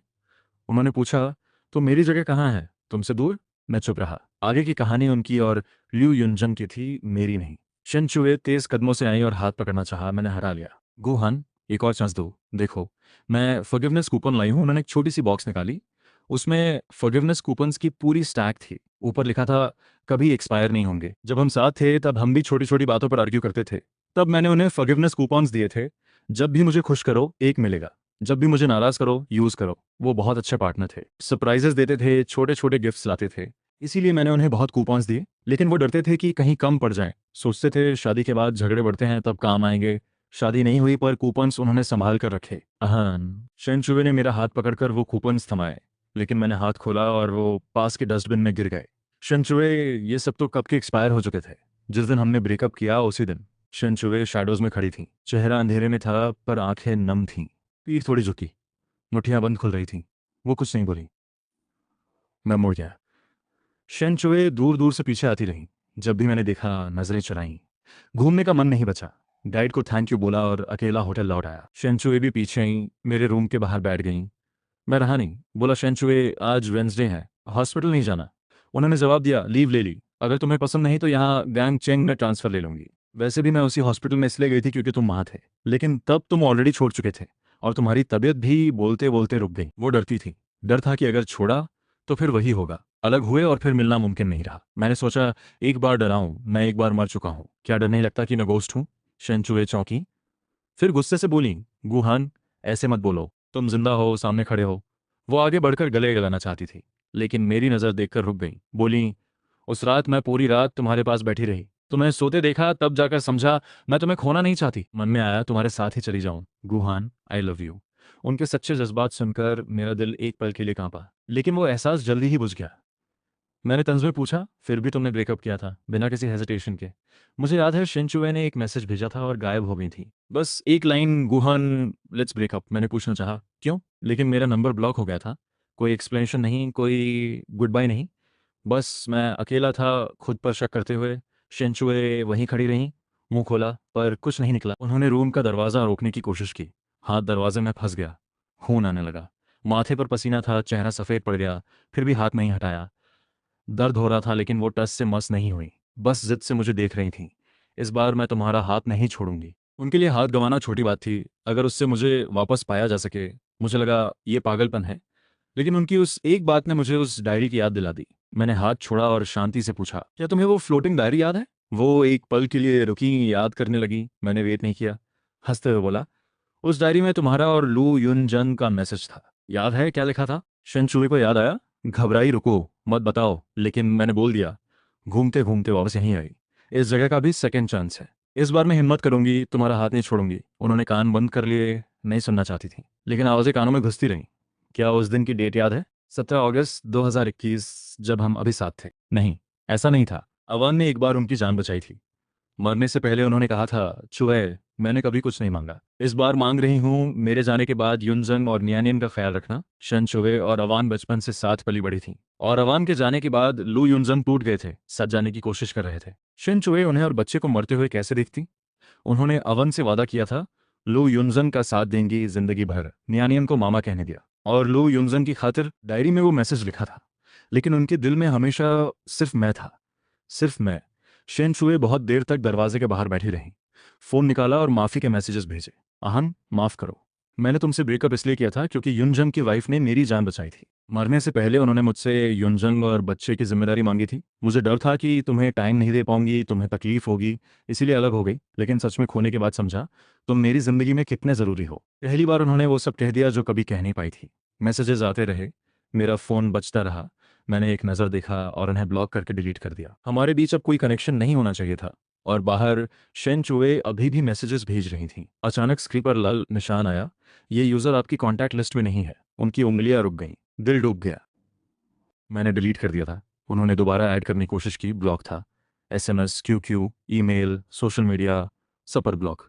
लेकिन एक जगह उन्हें मेरे पुराने मैसेजेस दिखे, 3 सालों के, लाखों मैसेजेस। तुम बिना कुछ बताए अचानक मेरी जिंदगी से क्यों गायब हो गई? तुमने मुझे क्या समझ रखा है? शनचुए, सच में तुम ब्रेकअप नहीं करना चाहती थी? कुछ और हुआ था ना? जो भी हो मुझे बताओ, हम साथ फेस करेंगे। हम पार्टनर हैं, मैं तुम्हारे साथ हूँ, क्या तुम ठीक हो? जोक्स में पढ़ा था कि कुछ लोग कैंसर होने पर पार्टनर को बिना बताए छोड़ देते हैं और ब्लॉक कर देते हैं। क्या तुम बीमार हो और बताया नहीं? प्लीज़ एक मैसेज करो। ठीक है, शायद अब मैसेज नहीं करूँगा। कैंसर हो गया है मुझे, हाँ, अगर ये देखोगी तो शायद खुश होगी। फाइनली कटा ये चिपकू एक्स। चाहे देखो या ना देखो, ये मेरी आखिरी मैसेज है। शेनचुए, खुश रहो, अगले जन्म में मिलना मत। शेनचुए एक एक मैसेज पढ़ती गईं, जैसे पहाड़ छाती पर रखा हो। उन्हें कभी अंदाजा नहीं था कि उनकी 3 साल की गैर मौजूदगी ने मुझे इतना तोड़ा था। तब उन्होंने सोचा था शायद मेरे लिए यही ठीक है, कोई और मिल जाएगा, लेकिन नहीं मिला। मैं बस इंतजार करता रहा, और जब वापस मिली तब मैंने क्या किया? शेनचुए आगे सोच नहीं पाई। एक बड़े से हाथ ने जैसे दिल को मुट्ठी में दबाया, छोड़ा, फिर दबाया। तकलीफ असहनीय थी। वो सब क्लैम और कंपोज रहने वाली शेनचुए, वो टूट गई, रो पड़ी। माफ करना हैन, मुझसे गलती हुई। हाउसकीपिंग वाली ने देखा ना, आप ठीक हैं? उन्हें होश नहीं था। कॉरिडोर में जमीन पे बैठकर रोती रहीं, तेज तेज आवाज से। आसपास के रूम्स के लोगों ने झांका, उन्हें कोई शर्म नहीं थी। दर्द ने सब ढक दिया था। मैं अंदर लेटा था, शोर से उठा, दरवाजा खोला, देखा वो वहां थी। रोना अचानक रुक गया। लाल आंखों से मुझे देखा, हमारी नजरें मिली। मैंने बेरहमी से कहा, रोना बंद करो, बहुत शोर है। उन्होंने आंसू नहीं पोंछे, रेंगते हुए मेरे सामने आ गई। आवाज रुंधी थी, अहान, माफ करना। अब सच में समझ आया। कुछ देर बाद मुझे याद आया, वो उन मैसेजेस की बात कर रही थी जो मैंने सालों से हर प्लेटफॉर्म पर भेजे थे। 3 साल पहले गुस्सा था, फिर चिंता, फिर बस सुन्नपन। अब पीछे देखता हूँ, लगता है उस वक्त मैं कितना स्टूपिड था, जवाब के लिए मर मिट रहा था। उस सपने को याद किया, शायद यही मेरी किस्मत थी। शनचुए के साथ हमारी कहानी ऐसे ही लिखी थी। मैंने उन्हें ब्लेम नहीं किया, बस इतना कहा, अब तुम जाओ, मुझे रेस्ट चाहिए। दरवाज़ा बंद करने लगा। शनचुए झपटे से आई, मेरे पैरों को पकड़ लिया। गुहान, मत जाओ, मुझे मत भगाओ। सिर झुकाए बोली, मैं जानती हूँ इन 3 सालों में तुमने बहुत कुछ झेला। मुझसे नाराज़ हो, नफरत करो, ठीक है। जैसे पहले मारते थे, डांटते थे, वो भी ठीक है। लेकिन मुझे इग्नोर मत करो। ये वाली शनचुए मैंने कभी नहीं देखी थी, यहाँ तक कि जब हम सबसे ज़्यादा प्यार में थे तब भी वो इतनी लो नहीं आई थी। हमेशा काम, कॉन्फिडेंट, सब हैंडल करने वाली। जब मैं परेशान होता वो हंसकर कहती, देखो अपनी सिस्टर पावर। लेकिन अभी वो बिल्कुल टूटी हुई थी और उनमें मुझे एक और इंसान दिखा। 3 साल पहले का वो खुद, जो बेबसी से माफ़ी मांगता था। मैं उनके पीछे 2 साल भटका था। हॉस्टल के नीचे खड़ा रहता था, लाइब्रेरी में सीट बचाता था, ब्रेकफास्ट लाता था। 2 साल ये तो एक्सेप्ट था कि वो मुझसे प्यार नहीं करती। लेकिन जब उन्होंने हाँ कहा तो वो किसी और को भुलाने के लिए था। उनके साथ रहने के बाद भी किसी और की वजह से जो थोड़ी सी नरमी आ रही थी उनकी माफ़ी से, वो पल में गायब हो गई। मैंने उन्हें हटाया, ठंडी नज़र से देखा। शनचुए, सुनो, जो दर्द मैं झेला वो था 3 साल 7 महीने 8 दिन, 1319 दिन, 31,656 घंटे। चाहो तो तुम भी यही करो, उन्होंने तुरंत कहा। 5 साल 10 साल जितना चाहो। मैंने सिर हिलाया। उन्होंने हिचकिचाते हुए पूछा, तो क्या तुम अभी भी मुझसे प्यार करते हो? वो डरती थी नहीं सुनने से। उस वर्ड का कॉम्बिनेशन ही दिल को तोड़ता था। वो याचना की नज़र से देख रही थी। मैंने चुप्पी में जवाब दिया, तुम्हें जवाब मिल ही गया है। चुप्पी सबसे बड़ा जवाब था। शिनचुए ने इस बार नहीं रोका। दरवाज़ा बंद हुआ और मेरे अंदर एक खालीपन था। 3 साल का इंतज़ार, 3 साल के आंसू, 3 साल की बीमारी, सब यहीं ख़त्म हुए। मैंने कभी सोचा था जब शनचुए रोते हुए माफ़ी मांगेंगी तो मैं ज़ोर से हंसूंगा, तंज मारूंगा, जैसे उन्होंने एक मैसेज में मुझे तोड़ा था। लेकिन जब वो दिन आया मेरा दिल शांत था। प्यार जा चुका था, गुजरे वक्त का कोई दर्द नहीं बचा था। इसीलिए वो कड़वे शब्द भी नहीं निकले। और बाहर शनचुए खड़ी थी, आंसू हवा में सूख गए। वो नहीं जानती थी कि खुद को क्यों नहीं हिला पा रही, बस उस बंद दरवाजे को देख रही थी चुपचाप। हवा में एक हल्की सी आग गूंजी, लेकिन वो मेरा हाथ नहीं छोड़ना चाहती थी। हमारे बीच बहुत सारी यादें थीं। आंखें बंद होती तो मेरा चेहरा दिखता था। शेनचुए कब तक वहां रहीं पता नहीं। आखिरकार उठी, धीरे धीरे नीचे चली। सिर झुका था, चेहरा पीला। जब मैंने दोबारा दरवाजा खोला वो जा चुकी थी। सुकून मिला। निकला गांगचेंग एक्सप्लोर करने। पहला काम, एक सलॉन ढूंढा, बाल कट करवाए, ब्लू ग्रे कलर करवाया, जैसे खुद को नया कर लिया। लेकिन सलॉन से निकलते ही किसी से टकरा गया। सॉरी सॉरी, हम दोनों एक साथ बोले। नजर मिली, वो कल वाली गाइड थी। इत्तेफाक है, उसने हंसते हुए कहा। गैंगचिंग छोटी जगह है। मैं भी हंसा। उसने मेरे पीछे सैलून की तरफ देखा। बाल कटवाए, स्टाइल किया, अच्छा हुआ, कल से ज़्यादा हैंडसम लग रहे हो। मुझे थोड़ा ऑकवर्ड लगा, शुक्रिया। फिर आगे जाने लगा। उसने पूछा, आज कहाँ जाना है? मैं साथ चलती हूँ, फ्री में। मैंने हैरान होकर देखा। उसने कहा, आज कोई बुकिंग नहीं है, बोर हो रही हूँ, फ्रेंड के साथ घूमना है। मैं नया था यहाँ, किसी का साथ काम आता। ठीक है, मेरा नाम गुहान है, सुनान सिंह। अच्छा नाम है। वो मुस्कुराई। तो कहाँ चले? म्यूजियम, डिज्नीलैंड, हार्बर सिटी या फेरिस व्हील? प्लान नहीं है, बस घूमना है। पहली बार गांग चैंग आए हो तो पहले डिंग डिंग कार जरूर करो। उसने मुझे एक पास के ट्राम पर उठा दिया। डिंग डिंग कार ये पुरानी इलेक्ट्रिक ट्राम थी, रेट्रो स्टाइल, पुराने जमाने की। हम ईस्ट से वेस्ट तक गए, साइकोंग, मोंगकोक घूमे, 4 स्यूचा वॉल और डॉग मीट सूप खाई। शाम को जब हम विक्टोरिया हार्बर का सनसेट देखने निकले तभी शेन चुए फिर मिल गई। उदास चेहरा, आंखों में थकान। गुहान, ये अभी भी साथ है? अब हम फ्रेंड्स हैं। मैं ज्यादा बात नहीं करना चाहता था। सुनानचिंग ये गांग चेंग की लोकल थी, हर जगह की अच्छी जगह जानती थी। लेकिन शेन चुए को लगा कुछ और है। उनका चेहरा उतर गया। फ्रेंड्स हो या कुछ और? मैं रुका, फिर ठंडे से बोला, शेन चुए, सबको अपनी तरह मत समझो। तुमने किसी की वजह से मुझसे शुरू किया, किसी की वजह से छोड़ा, मैं ऐसा नहीं हूँ। शेनचुए का चेहरा तन गया। मेरा वो मतलब नहीं था। हम ब्रेकअप कर चुके हैं, तुम्हें मुझसे कोई लेना देना नहीं। मैं मुड़ा। शेनचुए ने दौड़कर एक टिकट थमाया। पहले तुम आर्थर का शो देखना चाहते थे ना? मैंने टिकट ले रखा है, परसों का। साथ चलोगे? आर्थर हम दोनों के फेवरेट थिएटर परफॉर्मर। हमने प्रॉमिस किया था जब वो इंडिया आए साथ देखेंगे। लेकिन मैंने टिकट वापस थमाया। जरूरत नहीं, मुझे अब थिएटर पसंद नहीं, बहुत शोर होता है। अब चुप्पी में रहने की आदत हो गई है। शेनचुए वहीं खड़ी रहीं। लगा जैसे मैं सिर्फ थिएटर की नहीं बल्कि उनकी गैर मौजूदगी की बात कर रहा था। तो शाम को विक्टोरिया पीक पर चलते हैं या बीच पर? तुम्हें तो समुंदर बहुत पसंद था। पहले कभी टाइम नहीं मिला, अब तो है। शनचुए मुझे बहुत इरिटेटिंग लग रही थी। मैंने सीधे उनकी आंखों में देखा। शनचुए, अभी भी समझ नहीं आया? वो पीली पड़ गई। यहाँ मत बोलो, मैंने बीच में गाड़ा। शनचुए, जो इंसान मुझे अभी सबसे कम देखना है वो तो, और हम 3 दिन पहले नहीं 3 साल पहले ब्रेकअप कर चुके हैं, और वो तुम्हारी चॉइस थी। मैंने उन्हें पीछे धकेला और तू नैनशिंग की कार में बैठ गया। जाने से पहले बस इतना कहा, पीछे मत आओ। हर शब्द जैसे चाकू की तरह चुभा। शिनचुए का चेहरा और सफ़ेद हो गया, मुंह खुला रहा, आवाज़ नहीं निकली। कार चली गई। मिरर में देखा, शिनचुए खड़ी थी। मुझे लगा हंसी आई। 3 साल में एक बार भी पलट कर नहीं देखा, और अब आई हैं। क्या फ़ायदा? मैंने मिरर से नज़र हटाई। पीछे देखा, सुनानचिंग की नज़र से नज़र मिली। रात के अंधेरे में उनका चेहरा साफ नहीं दिखा। बस आवाज़ आई, एक्स थी? मैंने हल्के से हाँ किया। देखने में तो बहुत प्यार करती हैं। फिर अचानक ब्रेकअप क्यों? कुछ देर सोचा, सीट पर सिर टिकाया, विंडो से बाहर देखा। मुझे भी नहीं पता, सच में नहीं पता। शुरू में बहुत रीज़न सोचे थे, फिर लू युनजन और बच्चों को दिखा, तब समझ आया। लेकिन फिर वो सपना आया, मौत, वापसी, और अब तो यह भी नहीं जानता कि शिन चुए को ब्लेम करूं या किस्मत को। सू नानशिंग को लगा मैं कुछ और कह रहा हूं। बोली, लग रहा है दिल में जगह अभी भी है। जो भी मिसअंडरस्टैंडिंग हो क्लियर कर लो, फिर से साथ आ जाओ। मैंने उनकी तरफ देखा। मिसअंडरस्टैंडिंग हो या ना हो, हम एंड तक पहुंच चुके हैं। आगे बढ़ने से सिर्फ और गलतियां होंगी। कार सिटी से बाहर निकल रही थी, पहाड़ की तरफ। ये कहाँ जा रहे हैं? सू नानशिन ने मुस्कुराते हुए कहा, तुमने कहा था सनसेट देखना है, विक्टोरिया पीक चलते हैं। मैं थोड़ा हैरान हुआ। शुक्रिया। आधे घंटे बाद हम पीक पर थे। ठंडी हवा, नीचे रोशनी, और दूर बहती विक्टोरिया हार्बर। बिल्कुल वैसा ही जैसा मन में था। कॉलेज में शेन चुवे से प्रॉमिस था साथ आएंगे, लेकिन मेडिकल स्टूडेंट्स के लिए टाइम कहाँ? एग्जाम्स, बुक्स, हॉस्पिटल, सब पहले, फिर बीमारी, और फाइनली ऐसे आना हुआ। मन में एक अजीब सी भावना थी। सुननचिंग, उन्होंने बैग से कई लेंसेज निकाले, कैमरा ऑन कर लिया। मैंने हैरान होकर पूछा, फोटोग्राफी भी करती हो? कॉलेज में फोटोग्राफी सोसाइटी था, अब पार्ट टाइम करती हूँ। फिर उन्होंने कैमरा उठाया और मुझे गाइड करने लगी। हाथ फैलाओ, मुस्कुराओ। हाँ, बिल्कुल ऐसे। परफेक्ट। उनकी एनर्जी बहुत अच्छी थी। मैं उनके साथ फोटोज देते हुए कंफर्टेबल था। तभी मुझे याद आई शनचुए, जो शुरू में बिल्कुल फोटोज खींचना नहीं जानती थी। हर फोटो बेकार निकलती थी। मुझे एक एक एंगल सिखाना पड़ता था। फिर बाद में वो इतनी एक्सपर्ट हो गई कि खुद वेडिंग फोटोग्राफ को डायरेक्शन देने लगी। क्लिक, फ्लैश चमकी, सुनानशिंग कैमरा लेकर पास आई। कैसी लगी? मैंने देखा, सीरियसली हर फोटो में मैं अच्छा दिख रहा हूँ। सुनानशिंग हंसी, थोड़ी और खींचती हूँ। आखिर में फ़ोन निकाला, कॉन्टैक्ट शेयर करते हो? रात को फोटोज ट्रांसफ़र कर दूंगी। मैंने नंबर दे दिया, थैंक्स। वापस होते होते रात के 12 बज गए। होटल पहुंचा, एलिवेटर से बाहर निकला। रूम के सामने शनचुए बैठी थी, हाथ में ढेर सारे गिफ्ट्स। मेरी आहट सुनकर उठी। अहन, आ गए।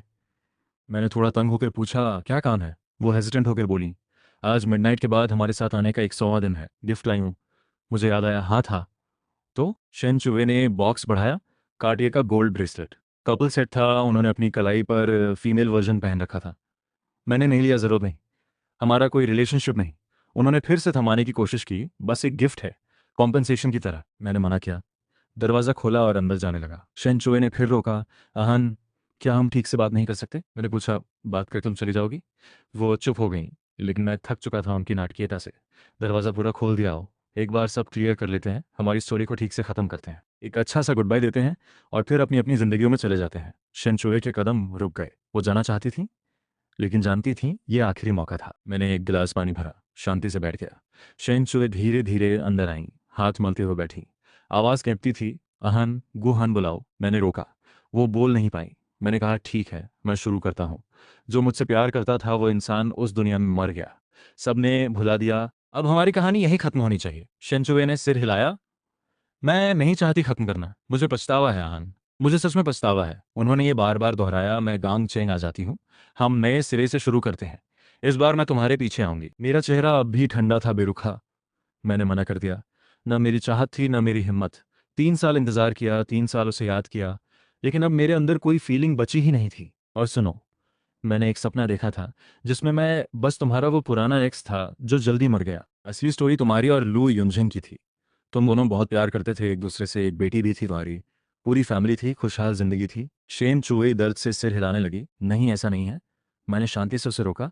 लेकिन तुमने उस वक्त कुछ एक्सप्लेन किया था क्या? जब हम पहली बार मिले थे, मैं अपने पापा की अस्थियां लेकर आया था, और तुम एक बच्चे का हाथ थामे खड़ी थी, पास में तुम्हारा चाइल्डहुड फ्रेंड था। सब कुछ परफेक्ट लग रहा था। उसी पल मेरा दिल पूरी तरह टूट गया था। तो शेन चुवेई, अब मुझे और मत तड़पाओ। अगर एक बार और जिंदगी मिले तो मैं चाहता हूँ बस खुशी से जीना, बिना दर्द के, बिना तुम्हारे। शेन चुवेई का गला भर आया, आंखों में निराशा थी। क्या सच में कोई चांस नहीं बचा? मुझे हंसी आ गई, हल्की सी। और क्या बचा है? हम दोनों खुद को बेवकूफ़ बनाना बंद करें। 3 साल पहले वो थी, 3 साल बाद ये है। वो अपना सिर पकड़ने लगी, कुछ नहीं बोली, बस चुपचाप मेरे सामने खड़ी रही। मैं उठकर बेडरूम की तरफ चल दिया। शेन चुवेई, जाओ अब, मैं थक गया हूँ, आराम करना है। और तुम्हें देखने का भी मन नहीं। उसने ऊपर देखा। आंखों में इतनी इमोशंस थी जैसे गहरे समुद्र के नीचे कोई तूफान छुपा हो जो पल भर में सब कुछ डुबो दे। वो जानती थी शायद यही हमारी आखिरी मुलाकात थी। हमारा रिश्ता अब सच में खत्म हो गया था। मैंने बेडरूम का दरवाज़ा बंद कर लिया। वो काफ़ी देर तक उस दरवाजे को देखती रही, बहुत देर तक। इतनी देर में आंसू फिर से आ गए। आखिरकार भारी कदमों से रोते हुए वो चली गई। उसकी हर हरकत में एक खतरनाक उदासी थी। उसने खो दिया था हमेशा के लिए अपने सबसे करीबी इंसान को। अगले दिन जब मैं उठा, शेन चूवे जा चुकी थी। मेज पर उसके दिए गिफ्ट्स पड़े थे। मैंने बिना सोचे सब सेकंड हैंड प्लेटफॉर्म पर डाल दिए, लेकिन पैक करते वक्त छूने पर फील हुआ कुछ गीला था। शायद उसके आंसू थे। पर उस वक्त धूप खिड़की से आ रही थी और वो निशान भी सूख कर गायब हो गए। मैंने हाथ बाहर किया, धूप को फील किया। अच्छा लगा सच में। चलो अभी भी सूरज देख सकता हूँ। मैंने वो टाड़िया ब्रेसलेट पैक करके सेकंड हैंड बायर को दे दिया। पैसे आते ही मैंने वो सारे पैसे एक चैरिटी में डोनेट कर दिए। डोनेशन फॉर्म में नाम की जगह मैंने लिखा शेन चुएगी, जैसे उसकी तरफ से लू युनझेंग की वाइफ को कुछ नेकी मिले। ये सब करने के बाद मैंने एक आलसी सी अंगड़ाई ली और होटल रूम का दरवाज़ा खोला। बाहर की हवा में उस कोस्टल सिटी की खास नमी थी। फोन वाइब्रेट हुआ। सू नानशिंग का मैसेज था। बॉस आज कहाँ चलना है? अपना बिजनेस एम्पायर देखने। मुझे हंसी आ गई। रिप्लाई किया, नीचे रेस्टोरेंट में मिलो 20 मिनट में। 20 मिनट बाद होटल लॉबी में सू नानशिंग दिखा। आज उसने ब्राइट येलो स्ट्राइप ड्रेस पहनी थी, ऊपर हल्की सी वाइट शर्ट। बाल ऊंचे बांध रखे थे, बन स्टाइल में। पूरा लुक एकदम खुला हुआ, जोशीला, जैसे कोई तेज धूप का टुकड़ा। मुझे देखकर हाथ हिलाया, गुहान यहाँ। उसने बड़े नेचुरली एक ठंडी फ्रॉस्टेड टी था। तुम आज फ्रेश लग रहे हो। रात को अच्छी नींद आई? मैंने ग्लास लिया। ठंडक हथेली से होती हुई पूरे बॉडी में फैल गई। जीता जागता होने का एहसास हुआ। हाँ बढ़िया, एक भी सपना नहीं आया। सु नानशिंग ने मुस्कुराते हुए कहा, अरे वो बाहर रोते रोते गई ना, तब तो नींद तो आएगी ही। मैंने तो देखा उसे एकदम टूटी हुई थी। तौबा। मैंने एक घूंट लिया। फ्रॉस्टेड टी का खट्टा मीठा हल्का कड़वा टेस्ट मुंह में फैला। जो हुआ हुआ हुआ। अब वो मेरी जिंदगी में नहीं है। सुनानशिंग की आंखें चमकी। यही तो सही बात है। जिंदगी छोटी है, बेकार लोगों पर क्यों बर्बाद करो। चलो आज तुम्हें दाओ फिशिंग विलेज ले चलता हूँ, असली स्ट्रीट लाइफ दिखाता हूँ। हम बस में बैठे, समुद्र के किनारे घुमावदार रास्ते से साउथ की तरफ चले। खिड़की के बाहर नीला पानी था, हरे भरे पहाड़ थे, समुद्री हवा चेहरे पर लगती थी, सारी उदासी उड़ा ले गई। दाओ पहुंचकर हम छोटी छोटी झोपड़ियों के बीच घूमे। सुनानशिंग किसी थकावट ना जानने वाले सूरज जैसा था। चारकोल पर बने एक पफ्स खिलाए, फ्रेश श्रिम्प केक्स लिए और एक मजेदार यूनफो स्टाइल हैट पहनाकर फोटो भी खिंचवाई। कैमरा देखो, हंसो प्रॉपर्ली, दांत दिखाओ, क्लिक। न कोई वेट का टेंशन था, बस हवा थी और धूप थी। सुनानशिंग ने फोटो भेजकर खुश होते हुए कहा, देखो मैंने कहा था ना, तुम हंसते हुए अच्छे लगते हो। अब ऐसे ही हंसा करो। मैंने फोन देखा और सच में कहा शुक्रिया। सुनानशिंग ने हैंड वेव किया। अरे शुक्रिया क्या, ये तो पेड सर्विस है, एक दिन का 1000, कोई डिस्काउंट नहीं। मैं हंस पड़ा, मन हल्का हो गया। हजारों किलोमीटर दूर बीजिंग में उस वक्त बिल्कुल अलग माहौल था। प्लेन लैंड होते ही शेन चुए को लगा जैसे उसके अंदर से सब कुछ निकल गया हो। पूरी दुनिया उसे ग्रे और वाइट लगने लगी। वो किसी ज़ॉम्बी की तरह एयरपोर्ट से बाहर निकली। टैक्सी में बैठी। ड्राइवर ने पूछा, कहाँ जाना है? उसने मुंह खोला, पर आवाज़ नहीं निकली। कहाँ जाए? हॉस्पिटल जाना चाहती थी, पर पैथोलॉजी डिपार्टमेंट का ख्याल आते ही, उस ठंडी पोस्टमार्टम टेबल की याद आते ही सांस रुकने लगती थी। नॉर्थ सिटी विला जाए, वो तो खाली था। जो इंसान उसका इंतजार करता था उसे उसने खुद खो दिया था। आखिर में उसने लू युनजंग का एड्रेस बताया। वो उस बेवकूफ़ वादे को पूरा करने जाना चाहती थी, लेकिन जैसे ही लू युनजंग का दरवाज़ा खुला, सामने बिखरा हुआ घर था। नियानियन फर्श पर बैठकर रो रही थी। लू युनजंग परेशान होकर घूम रहा था। चुहे तुम आ गई, कहाँ थी? कॉल क्यों नहीं उठाई? 2 दिन से इतनी चिंता हो रही थी। शेन चुए ने उसे ब्लैंक नजरों से देखा। कोई वार्मथ नहीं थी। पोर्ट सिटी गई थी गुहान से मिलने। लू युनजंग का चेहरा एकदम जम गया। फिर गुस्सा आया, शर्म भी। वो तो मर चुका है। एक डेड पर्सन से मिलने गई थी। चूहे, तुम्हें क्या हो गया है? शन चूहे के होठों पर एक दर्दनाक सी हंसी आई। हाँ वो मर गया था, पर मैंने उसे देखा, वो सामने खड़ा था जिंदा। लेकिन उससे मेरी जरूरत नहीं थी। लू युनजंग ने गहरी सांस ली, गुस्सा दबाते हुए बोला, जब वो तुम्हें नहीं चाहता तो उसके बारे में क्यों सोचती हो? हम साथ जिंदगी बिताएंगे। अवान ने तुम्हें मेरे पास छोड़ा, मियानियन को तुम्हारी जरूरत है। चूहे अगले महीने शादी कर लेते हैं। शादी? ये दो शब्द जैसे एक कांटे की तरह उसके दिल में चुभे। शेन चुवे ने उसे एक धक्का दिया और पीछे हटने लगी।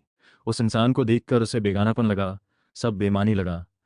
लू युनजंग, तुम मुझसे प्यार करते हो या बस एक मेड चाहिए तुम्हें और नियानियन के लिए? लू युनजंग का चेहरा पीला पड़ गया। चुए, ऐसा कैसे कह सकते हो? हम बचपन से साथ हैं, मेरी फीलिंग्स तुम नहीं समझती। शेन चुए की आंखों से आंसू बह निकले। सिर हिलाते हुए बोली, नहीं समझती, अब कुछ नहीं समझती। उस बेवकूफ़ वादे के लिए मैंने गुहान को छोड़ दिया। सोचा एहसान उतार रही हूँ। पर नतीजा क्या हुआ? मैंने अपने सबसे प्यारे इंसान को खो दिया। शन चुवे, होश में आओ, लू युनजेंग चिल्लाया। गुहान की कैंसर से मौत हुई थी। उसमें तुम्हारी क्या गलती? तुम वहां होती तो भी उसे नहीं बचा सकती थी। ये बात सुनकर शन चुवे का आखिरी सब्र भी टूट गया। उसने मेज से चाय का कप उठाकर फर्श पर दे मारा। शीशा चकनाचूर हो गया। आवाज पूरे कमरे में गूंजी। हाँ, मैं उसे बचा नहीं सकती थी, लेकिन मैं उसके साथ तो रह सकती थी। उसकी जिंदगी के आखिरी 3 साल उसे अकेले नहीं गुजारने देती। पर मैं क्या कर रही थी? तुम्हारे साथ थी, किसी और के हस्बैंड और बच्चे के साथ। शेन चूहे फर्श पर बैठ गई, मुंह दोनों हाथों से ढककर जोर जोर से रोने लगी।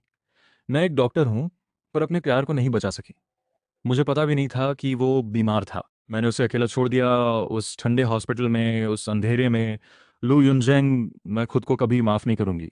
और तुमसे भी अब कोई लेना देना नहीं। लू युनजेंग बेबस खड़ा था। उस टूटी हुई बेकाबू शेन चूहे को देखकर उसे एहसास हुआ कुछ हमेशा के लिए बदल गया था। जो शेन चूहे एहसान के बोझ तले सब कुछ सहती थी, गुहान के जाने के साथ वो भी चली गई थी। पोर्ट सिटी की रात की हवा बहुत नरम थी। मैं और सुन आंशिंग एक रोड साइड ढाबा में बैठे थे, ठंडी बियर पी रहे थे, स्पाइसी क्रैब खा रहे थे। सुनानशिंग ने ग्लास उठाया और मेरे ग्लास से टकराया। गुहान, नई जिंदगी की शुरुआत पर। मैंने उस ग्लास में उठते बबल्स को देखा और एक घूंट में पी गया। हाँ, नई शुरुआत। मैं पोर्ट सिटी में एक बुक स्टोर खोलना चाहता हूँ, मैंने अचानक कहा। सुननशिंग ने पूछा, बुक स्टोर? यहाँ तो घाटे का सौदा है। पर मुझे पसंद है। मैंने उसकी आंखों में देखा, बिल्कुल शांत था। पैसों की कमी नहीं है, बस एक जगह चाहिए जहाँ चुपचाप बैठूं, किताबें पढूं, आते जाते लोगों को देखूं। एक स्लो सुकून भरी जिंदगी, बिना किसी की दखल के। सुनांशिन ने ठुड्डी पर हाथ रखकर मुस्कुराते हुए कहा, गु बॉस, इतने पैसे हैं तो लोकेशन और इंटीरियर का काम मुझे दे दो। मैं लोकल हूँ, बढ़िया करूंगा, गारंटी। डील। हम उस नॉइजी ढाबे में चीयर्स करते रहे। चारों तरफ लोग थे, खाने की खुशबू थी, असली जिंदगी थी। मुझे पता था गुहन नाम का सपोर्टिंग कैरेक्टर अब खत्म हो गया था। आज से मैं अपनी खुद की स्टोरी का मेन कैरेक्टर हूँ। पोर्ट सिटी की गर्म नम हवा में वक्त धीरे धीरे बीतता रहा। मेरी बुक स्टोर यामाते की एक पुरानी गली में खुली। नाम रखा रिमेनिंग लाइफ। सोनानशिंग ने वाकई कमाल किया। लोकेशन से लेकर इंटीरियर तक सब खुद किया। एक 2 मंजिला पुरानी बिल्डिंग को नया रूप दिया। नीचे किताबें और स्टेशनरी, ऊपर एक semi open coffee reading area. लकड़ी की खिड़की खोलो तो बाहर गली की चहल पहल दिखती थी। ओपनिंग डे पर कोई बड़ा इवेंट नहीं था। सुनानशिंग एक बड़ा सा सनफ्लावर्स का गुलदस्ता लेकर आया। आज उसने वाइट टी शर्ट और डेनिम डंगरीज पहनी थी। माथे पर पसीने की बूंदें थी। गू बॉस, ओपनिंग मुबारक। मैंने फ्लावर्स लिए और काउंटर के पास एक मिट्टी के पॉट में सजा दिए। पीले पीले पेटल्स रोशनी में दमक रहे थे। शुक्रिया सु बॉस, इन 1.5 महीनों में तुमने बहुत मेहनत की। मैंने उसे एक स्पेशल कोल्ड कॉफ़ी दी। उसने बिना हेजिटेशन के ले ली और एक बड़ा घूंट मारा। परफेक्ट। इतने अच्छे स्पेस का हिस्सा बनकर मुझे भी अच्छा लगा।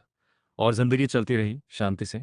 हर सुबह मैं सनराइज के साथ समुद्र किनारे दौड़ता, दिल की तेज धड़कन फील करता, फिर आराम से बुक स्टोर खोलने जाता। सू नानशिंग अब यहाँ का रेगुलर था, आधा ओनर जैसा ही। जब उसके पास गाइड का कोई काम नहीं होता, वो ऊपर सोफा पर बैठकर फोटोज एडिट करता या कॉमिक्स पढ़ता। हमारे बीच एक अजीब सी समझ थी, बिना कहे। कभी मैं नई कॉफी बनाता तो चुपचाप उसके पास रख देता। कभी वो एक टार्ट्स लाता तो सीधे मेरे मुंह में ठेस देता। कोई गेम नहीं, कोई टेस्ट नहीं, बस 2 मैच्योर लोगों का नेचुरल क्लोजनेस। एक शाम बाहर अचानक तेज बारिश आ गई। लोग भागने लगे। स्टोर में बस हम दोनों थे। सुनानशिंग ने टैबलेट रखी और खिड़की के पास आ गई। गुहान, तुम्हें कभी ऐसा नहीं लगता कि ये सब अनरियल है? मैं उसके बराबर खड़ा हो गया, बाहर की धुंध भरी गली देखते हुए। क्यों ऐसा लगा? उसने मुड़कर देखा। आंखों में एक नई गहराई थी। क्योंकि बहुत ज्यादा काम है। पहले सोचता था जिंदगी रोलर कोस्टर जैसी होनी चाहिए, हमेशा कुछ एक्साइटिंग। पर तुम्हारे साथ रहकर समझा, बारिश की बूंदें ग्लास पर पड़ते देखना और हाथ में गर्म कॉफी होना, ये हैबिट बन सकती है। मैंने उसकी साफ आंखों में देखा और दिल के किसी जमे हुए कोने में पिघलाव हुआ। जिंदगी असल में ऐसी ही होती है। बस हम इतने दिनों से कीचड़ में चलते रहे, इसलिए लगा कि आराम तो अब सपना है। उसने मुझे देखा, फिर मुस्कुरा दिया। तो गो बॉस, क्या तुम मुझे इस रिमेनिंग लाइफ में परमानेंट पार्टनरशिप दोगे? बाहर बादल गड़गड़ा रहे थे, लेकिन स्टोर में सुकून भरा जैज़ बज रहा था। मैं उसकी बात का मतलब समझ गया था और अपने दिल की चाहत भी देख पा रहा था। मैं उस बिस्तर पर सिसकता हुआ इंसान नहीं रहा था। अब मुझे हक था एक नई धूप को गले लगाने का। मैंने हाथ बढ़ाया और उसे हल्के से बाहों में ले लिया। ठुड्डी उसके बालों में टिका ली। और क्या चाहिए? उसी वक्त कहीं दूर शिन चूहे की दुनिया में सन्नाटा था। एक दबा हुआ भारी सन्नाटा। उसकी मेंटल स्टेट बिगड़ती जा रही थी। पैथोलॉजी डिपार्टमेंट में वो बार बार डायसेक्शन टेबल को घूरती रहती। एक बार ऑटोप्सी के दौरान उसने डिजीज टिश्यू की स्लाइड को हेल्दी बता दिया। अगर हेड ने वक्त पर नहीं देखा होता तो बड़ा हादसा हो जाता। डॉक्टर शैन, ये क्या हो रहा है तुम्हारे साथ? हेड ने रिपोर्ट टेबल पर पटकते हुए कहा, चेहरा सख्त था। तुम हमारी डिपार्टमेंट की सबसे काम और प्रोफेशनल डॉक्टर थी। अब ये बेसिक मिस्टेक। शेन चूहे का चेहरा सफेद पड़ गया था, माथे पर ठंडा पसीना था। सॉरी सर, रात को नींद नहीं आ रही। हेड ने एक लंबी सांस ली, टोन थोड़ी नरम हुई। देख रहा हूं तुम बहुत थक गई हो, लॉन्ग लीव लो, घर जाओ, रेस्ट करो। पैथोलॉजी में जरा सी भी लापरवाही नहीं चलती। शेन चूहे व्हाइट कोट उतारकर हॉस्पिटल से बाहर निकली। बाहर तेज धूप थी पर उसे ठंड लग रही थी। वो हॉस्टल नहीं गई, लू युनजंग के पास नहीं गई। टैक्सी लेकर नॉर्थ सिटी विला पहुंची। वो धूल भरा दरवाजा खोला तो अंदर पुरानी हवा थी, सब कुछ 3 साल पहले जैसा था। दीवार पर वो लेगो पेंटिंग जो हमने साथ बनाई थी, सोफा पर वही ग्रे पिलो जिससे मैं हमेशा गले लगाकर सोता था। शिन चूहे जैसे सारी ताकत खो बैठी धीरे से सोफा पर बैठ गई। उसने वो ग्रे पिलो चेहरे पर दबाया, उसमें मेरी कोई खुशबू खोजने की कोशिश की, पर कुछ नहीं था। बस खालीपन था, बस दर्द, आहन। उसने धीरे से कहा, आंसू चुपचाप पिलो में समा रहे थे। मुझे बहुत तकलीफ है, मुझे भी अपने साथ ले जाओ। तभी डोरबेल बजी अचानक। शिन चूहे चौंक गई, जैसे डूबते हुए किसी ने हाथ पकड़ा हो। लपक कर दरवाजा खोला। अहान, तुम आ गए? पर दरवाजे पर खड़ा था लू युनजंग, चेहरा गुस्से में। उसने माथा सिकोड़ा। चूहे, ये क्या हाल बना रखा है? डिपार्टमेंट वालों ने बताया तुम्हें लीव पर भेज दिया। शन चूहे की आंखों की रोशनी एकदम बुझ गई। ठंडी नजरों से बोली, क्यों आए हो? लू युनजंग ने गुस्सा पीते हुए अंदर कदम रखा। न्यानियन का स्कूल इंटरव्यू है अगले महीने। स्कूल ने कहा है दोनों पेरेंट्स आए। तुम्हारा लीव है, कल हमारे साथ चलो। शेन चूहे ने उसे अविश्वास से देखा। लू युनजंग, क्या तुमने मेरी बात सुनाई नहीं दी? मैंने साफ कहा था, तुम्हारे और न्यानियन के मामले से मेरा कोई लेना देना नहीं। लू युनजंग अचानक मुड़ा, आंखों में एक चालाक चमक आई। शिनचुए, ज्यादा नखरे मत करो। तुमने एवान से वादा किया था हमेशा हमारा साथ देने का। अब पलटोगी? उसे मरने के बाद भी चैन मिलेगी? अवान का नाम सुनते ही शेन चुरे टूटी नहीं, बल्कि इस बार हंसी, एक कड़वी तीखी हंसी। अवान? लू युनजंग, अब एवान का नाम मत लो। उसने मेरी जान बचाई थी, मैंने अपने सबसे प्यारे इंसान की जान देकर वो हिसाब चुकाया, अपनी पूरी जिंदगी का भरोसा तोड़ा। अब मैं किसी का कुछ नहीं बकाया, ना उसका ना तुम्हारा। लू युनजंग उसकी लगभग पागल हालत देखकर एक कदम पीछे हट गया। तुम पागल हो गई हो। गुहान में ऐसा क्या था? वो तो मर गया, उससे क्या उम्मीद रखोगी? शंचुए एक कदम आगे बढ़ी, उसे घूरते हुए। आंखों में गहरी नफरत थी। हाँ, वो मर गया, पर उसने अपना सबसे सच्चा प्यार दे दिया। और तुम बार बार एवान का नाम लेते हो, पर वो जाते ही तुमने मोरल प्रेशर से मुझे फ्री मेड बना लिया। अपनी बेटी को मुझसे मां कहलवाना चाहते हो। तुम किसी से प्यार नहीं करते, बस खुद से करते हो। तुम एक सेल्फिश पैरासाइट हो। एक तेज थप्पड़ की आवाज पूरे कमरे में गूंजी। लू युनजंग ने गुस्से में मार दिया था। बढ़िया किया लू युनजंग, इस एक थप्पड़ ने हमारे बीच बचा खुचा रिश्ता भी खत्म कर दिया। अपनी बेटी को लेकर मेरे घर से निकलो और दोबारा कभी सामने मत आना। नियानेन डर के मारे रोने लगी। लू युनजन ने गुस्से से उंगली उठाई। ठीक है शंचुए, पछताना मत। उस मरे हुए की याद में जिंदगी गुजार लेना। वो न्यानियान को लेकर दरवाजा पटक कर चला गया। उस खाली विला में वो धमाका देर तक गूंजता रहा। शंचुए किसी सूखे पत्ते की तरह धीरे से ठंडे फर्श पर गिर गई।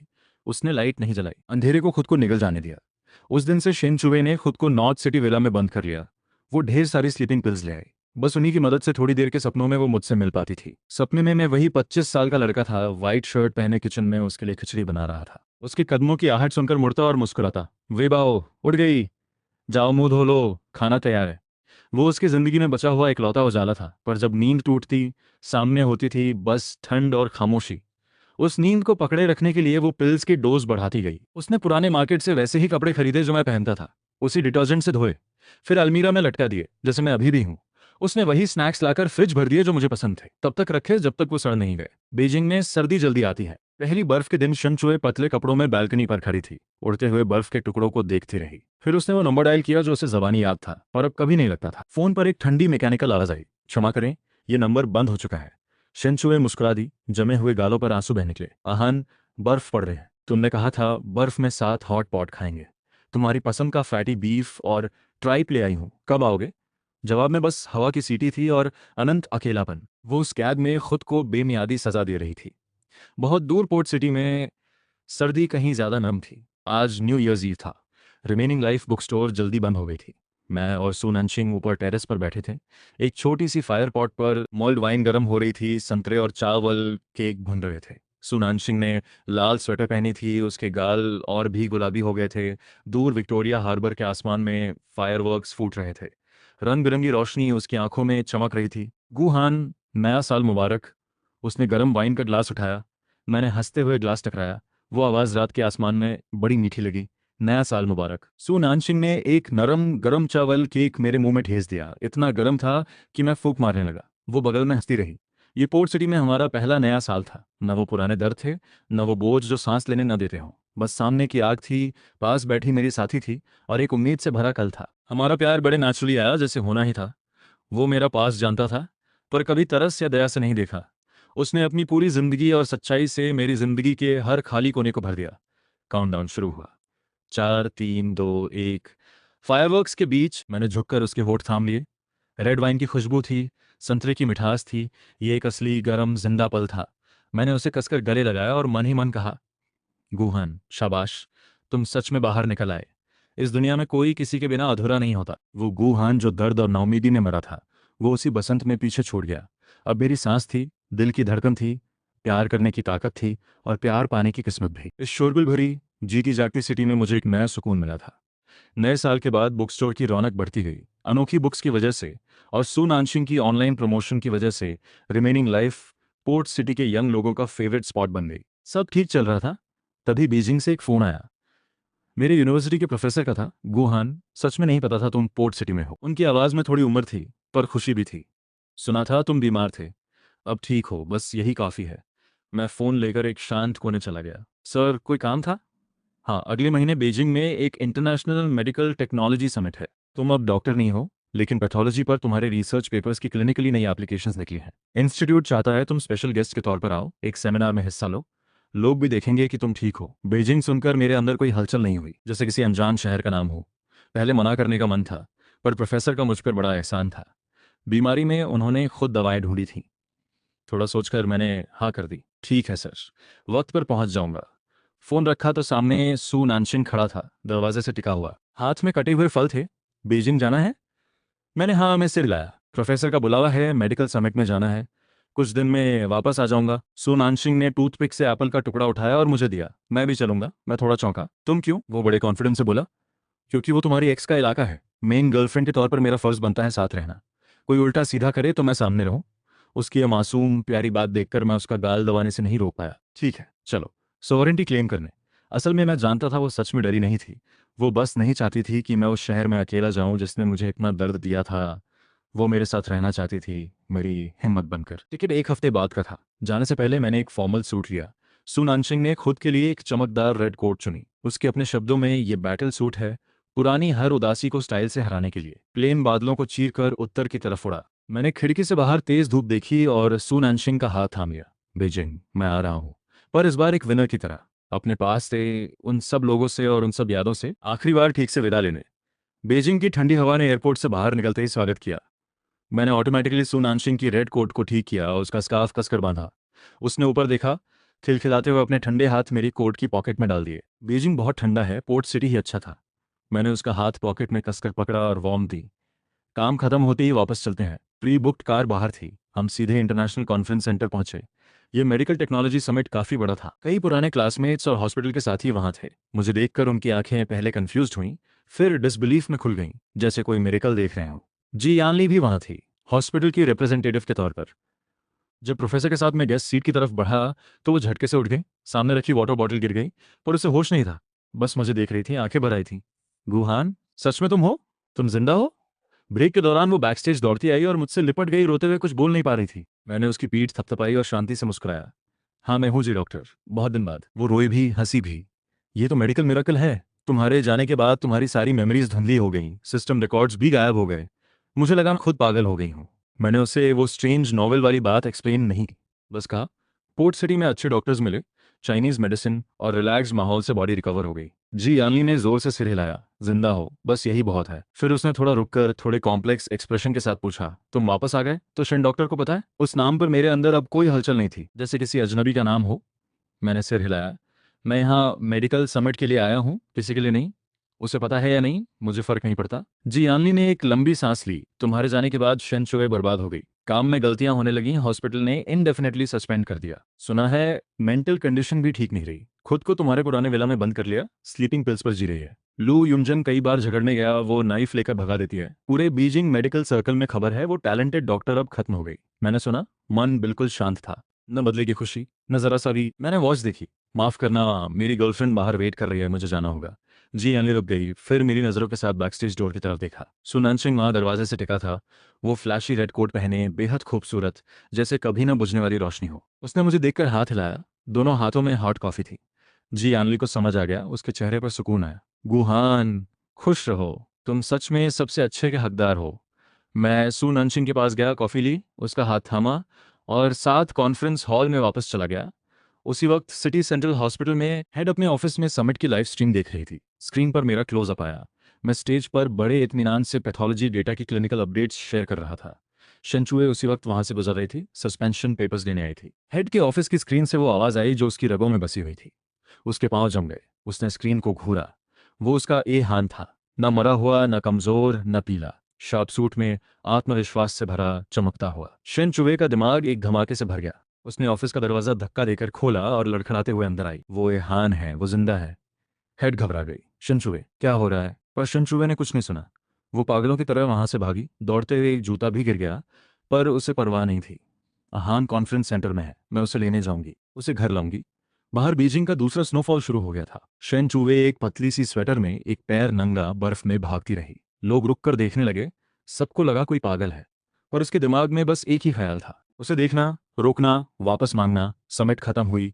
मैं और सू नानशिंग साथ कॉन्फ्रेंस सेंटर से बाहर निकले। गाड़ी के पास पहुंचते ही एक साया सीढ़ियों से झपटा और मेरी स्लीव कसकर पकड़ ली। शिनचुए धम से बर्फ में घुटनों पर गिर गई।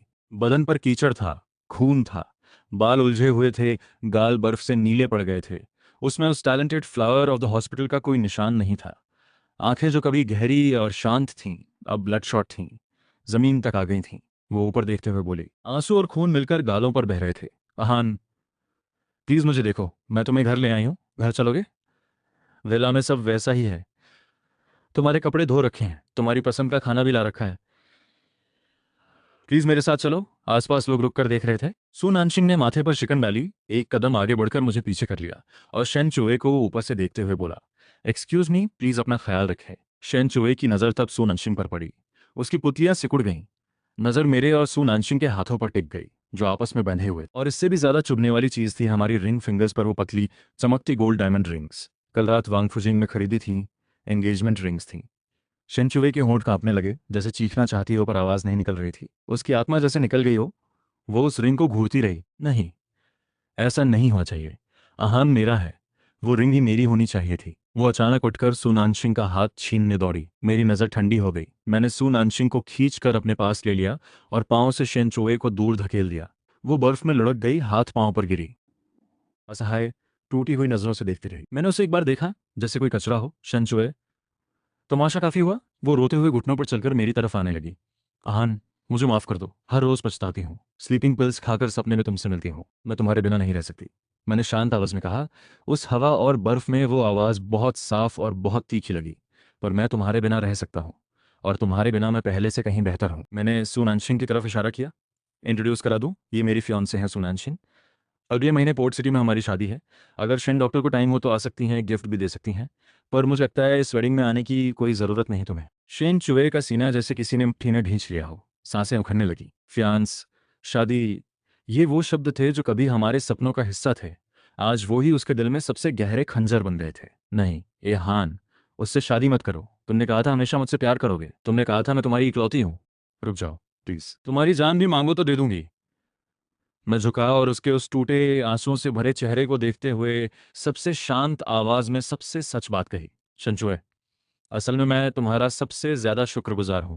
उस दिन जब तुमने लू युनजंग के लिए मुझे छोड़ा, अगर तुमने वो नहीं किया होता तो मुझे कभी नहीं पता चलता कि सच्चा प्यार क्या होता है। वो होता है जो जोड़ तोड़ नहीं करता, जो बिना वजह झुकाता नहीं, जो किसी के बच्चे पाल पाल कर एहसानमंद बनाता नहीं। तुमने ही मुझे असली जिंदगी की तरफ धकेला। और अब जो तुम यहाँ कुत्ते की तरह गिड़गिड़ा रही हो, ये देखकर सच में मन खराब होता है। शन छुए जैसे किसी ने बिजली गिरा दी हो। बदन की सारी ताकत निकल गई। मुंह खुला रह गया।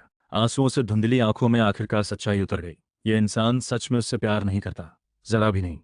उसकी आंखों में रोशनी थी, पर वो रोशनी अब उसके लिए नहीं थी। मैं उठा, सुनानशिन के लिए कार का डोर खोला, उसे संभाल कर बैठाया। फिर दूसरी तरफ से अंदर गया। डोर बंद करने से पहले एक बार शेनचू को देखा। दोबारा सामने मत आना।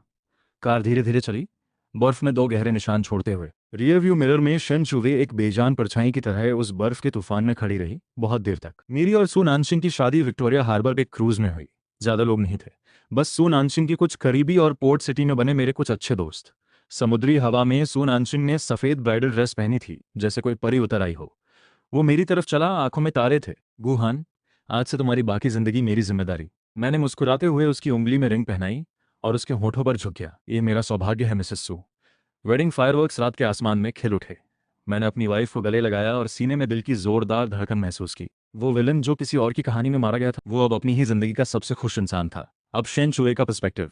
बीजिंग के नॉर्थ सिटी विला में 5वीं सर्दी आई थी। बाहर आंगन में घास कमर तक उग गई थी। सूखी टहनियां ठंडी हवा में सरसराती थीं। शेन चोए एक व्हीलचेयर में बैठी थी। हाथ में एक पुराना छोटा लकड़ी का डिब्बा था। वो 30 साल की थी, पर बाल आधे सफेद हो गए थे। आंखें धुंधली और बेजान थीं। 1 साल पहले लंबे समय तक ज्यादा स्लीपिंग पिल्स लेने से उसे हेलुसिनेशंस होने लगे थे। वो दूसरी मंजिल की सीढ़ियों से गिर गई। दोनों पांव की हड्डियां चूर हो गईं। वो हमेशा के लिए व्हीलचेयर पर आ गई। जब लू यमजन को पता चला कि वो पूरी तरह बिस्तर पर है, वो रात को ही न्यानियन को लेकर बीजिंग छोड़ गया। नंबर बदल लिया, दोबारा कभी नहीं आया। जो चाइल्डहुड का साथ था, जो जान बचाने का एहसान था, सब वहीं खत्म हो गया। उस पुराने डिब्बे में था एक एशेस का छोटा सा अर्न, यही उसके पास बचा था, एक झूठा सहारा, जैसे वो अभी भी पास हो। तभी टीवी पर एक न्यूज़ आई। पोर्ट सिटी के जाने माने मेडिकल टेक्नोलॉजी इन्वेस्टर गु हान और उनकी वाइफ सू नानशिंग ने आज गरीब इलाकों में 10 स्कूल्स डोनेट किए। स्क्रीन पर गु हान कैजुअल क्लोथ्स में था, एक हंसती हुई खूबसूरत वुमन का हाथ थामे। दोनों ने एक दूसरे को देखा, मुस्कुराए। उनकी आंखों का प्यार स्क्रीन से बाहर बहने लगा। शेनचोए की नज़र उस स्क्रीन पर जम गई। दिल जैसे किसी ने मुट्ठी में भींचकर तोड़ दिया हो। वो हाँफने लगी, आंसू झुर्रियों से भरे चेहरे पर बहने लगे। उसने पूरी ताकत लगाई और व्हीलचेयर से टीवी की तरफ झपटी। उंगलियां स्क्रीन पर पागलों की तरह खरोंचने लगी। नहीं आहान, उसे मत देखो, मुझे देखो। मैं सबसे ज्यादा तुमसे प्यार करती हूँ। बैलेंस बिगड़ा, वो जोर से फर्श पर गिरी। वो छोटा लकड़ी का डिब्बा भी गिरा।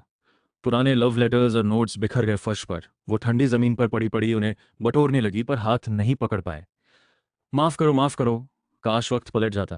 काश मैं तुम्हारा हाथ कभी नहीं छोड़ता। पर वक्त कभी नहीं पलटता। इस जिंदगी में दूसरी बार प्यार नहीं मिलता। वो लड़का जिसकी आंखें कभी सिर्फ उसके लिए थीं, 3 साल पहले उसी बसंत में उसके घमंड और उसकी बेपरवाही में मर गया था। बाहर फिर से बर्फ गिरने लगी। शेनचुए ठंडे फर्श पर सिमटी पड़ी थी। हाथ में वो पुराना लेटर था जिसकी तारीख कब की गुजर चुकी थी। अंधेरे में, पछतावे में वो अपनी लंबी, अकेली और दर्द भरी जिंदगी के बाकी दिन गुजारती रही।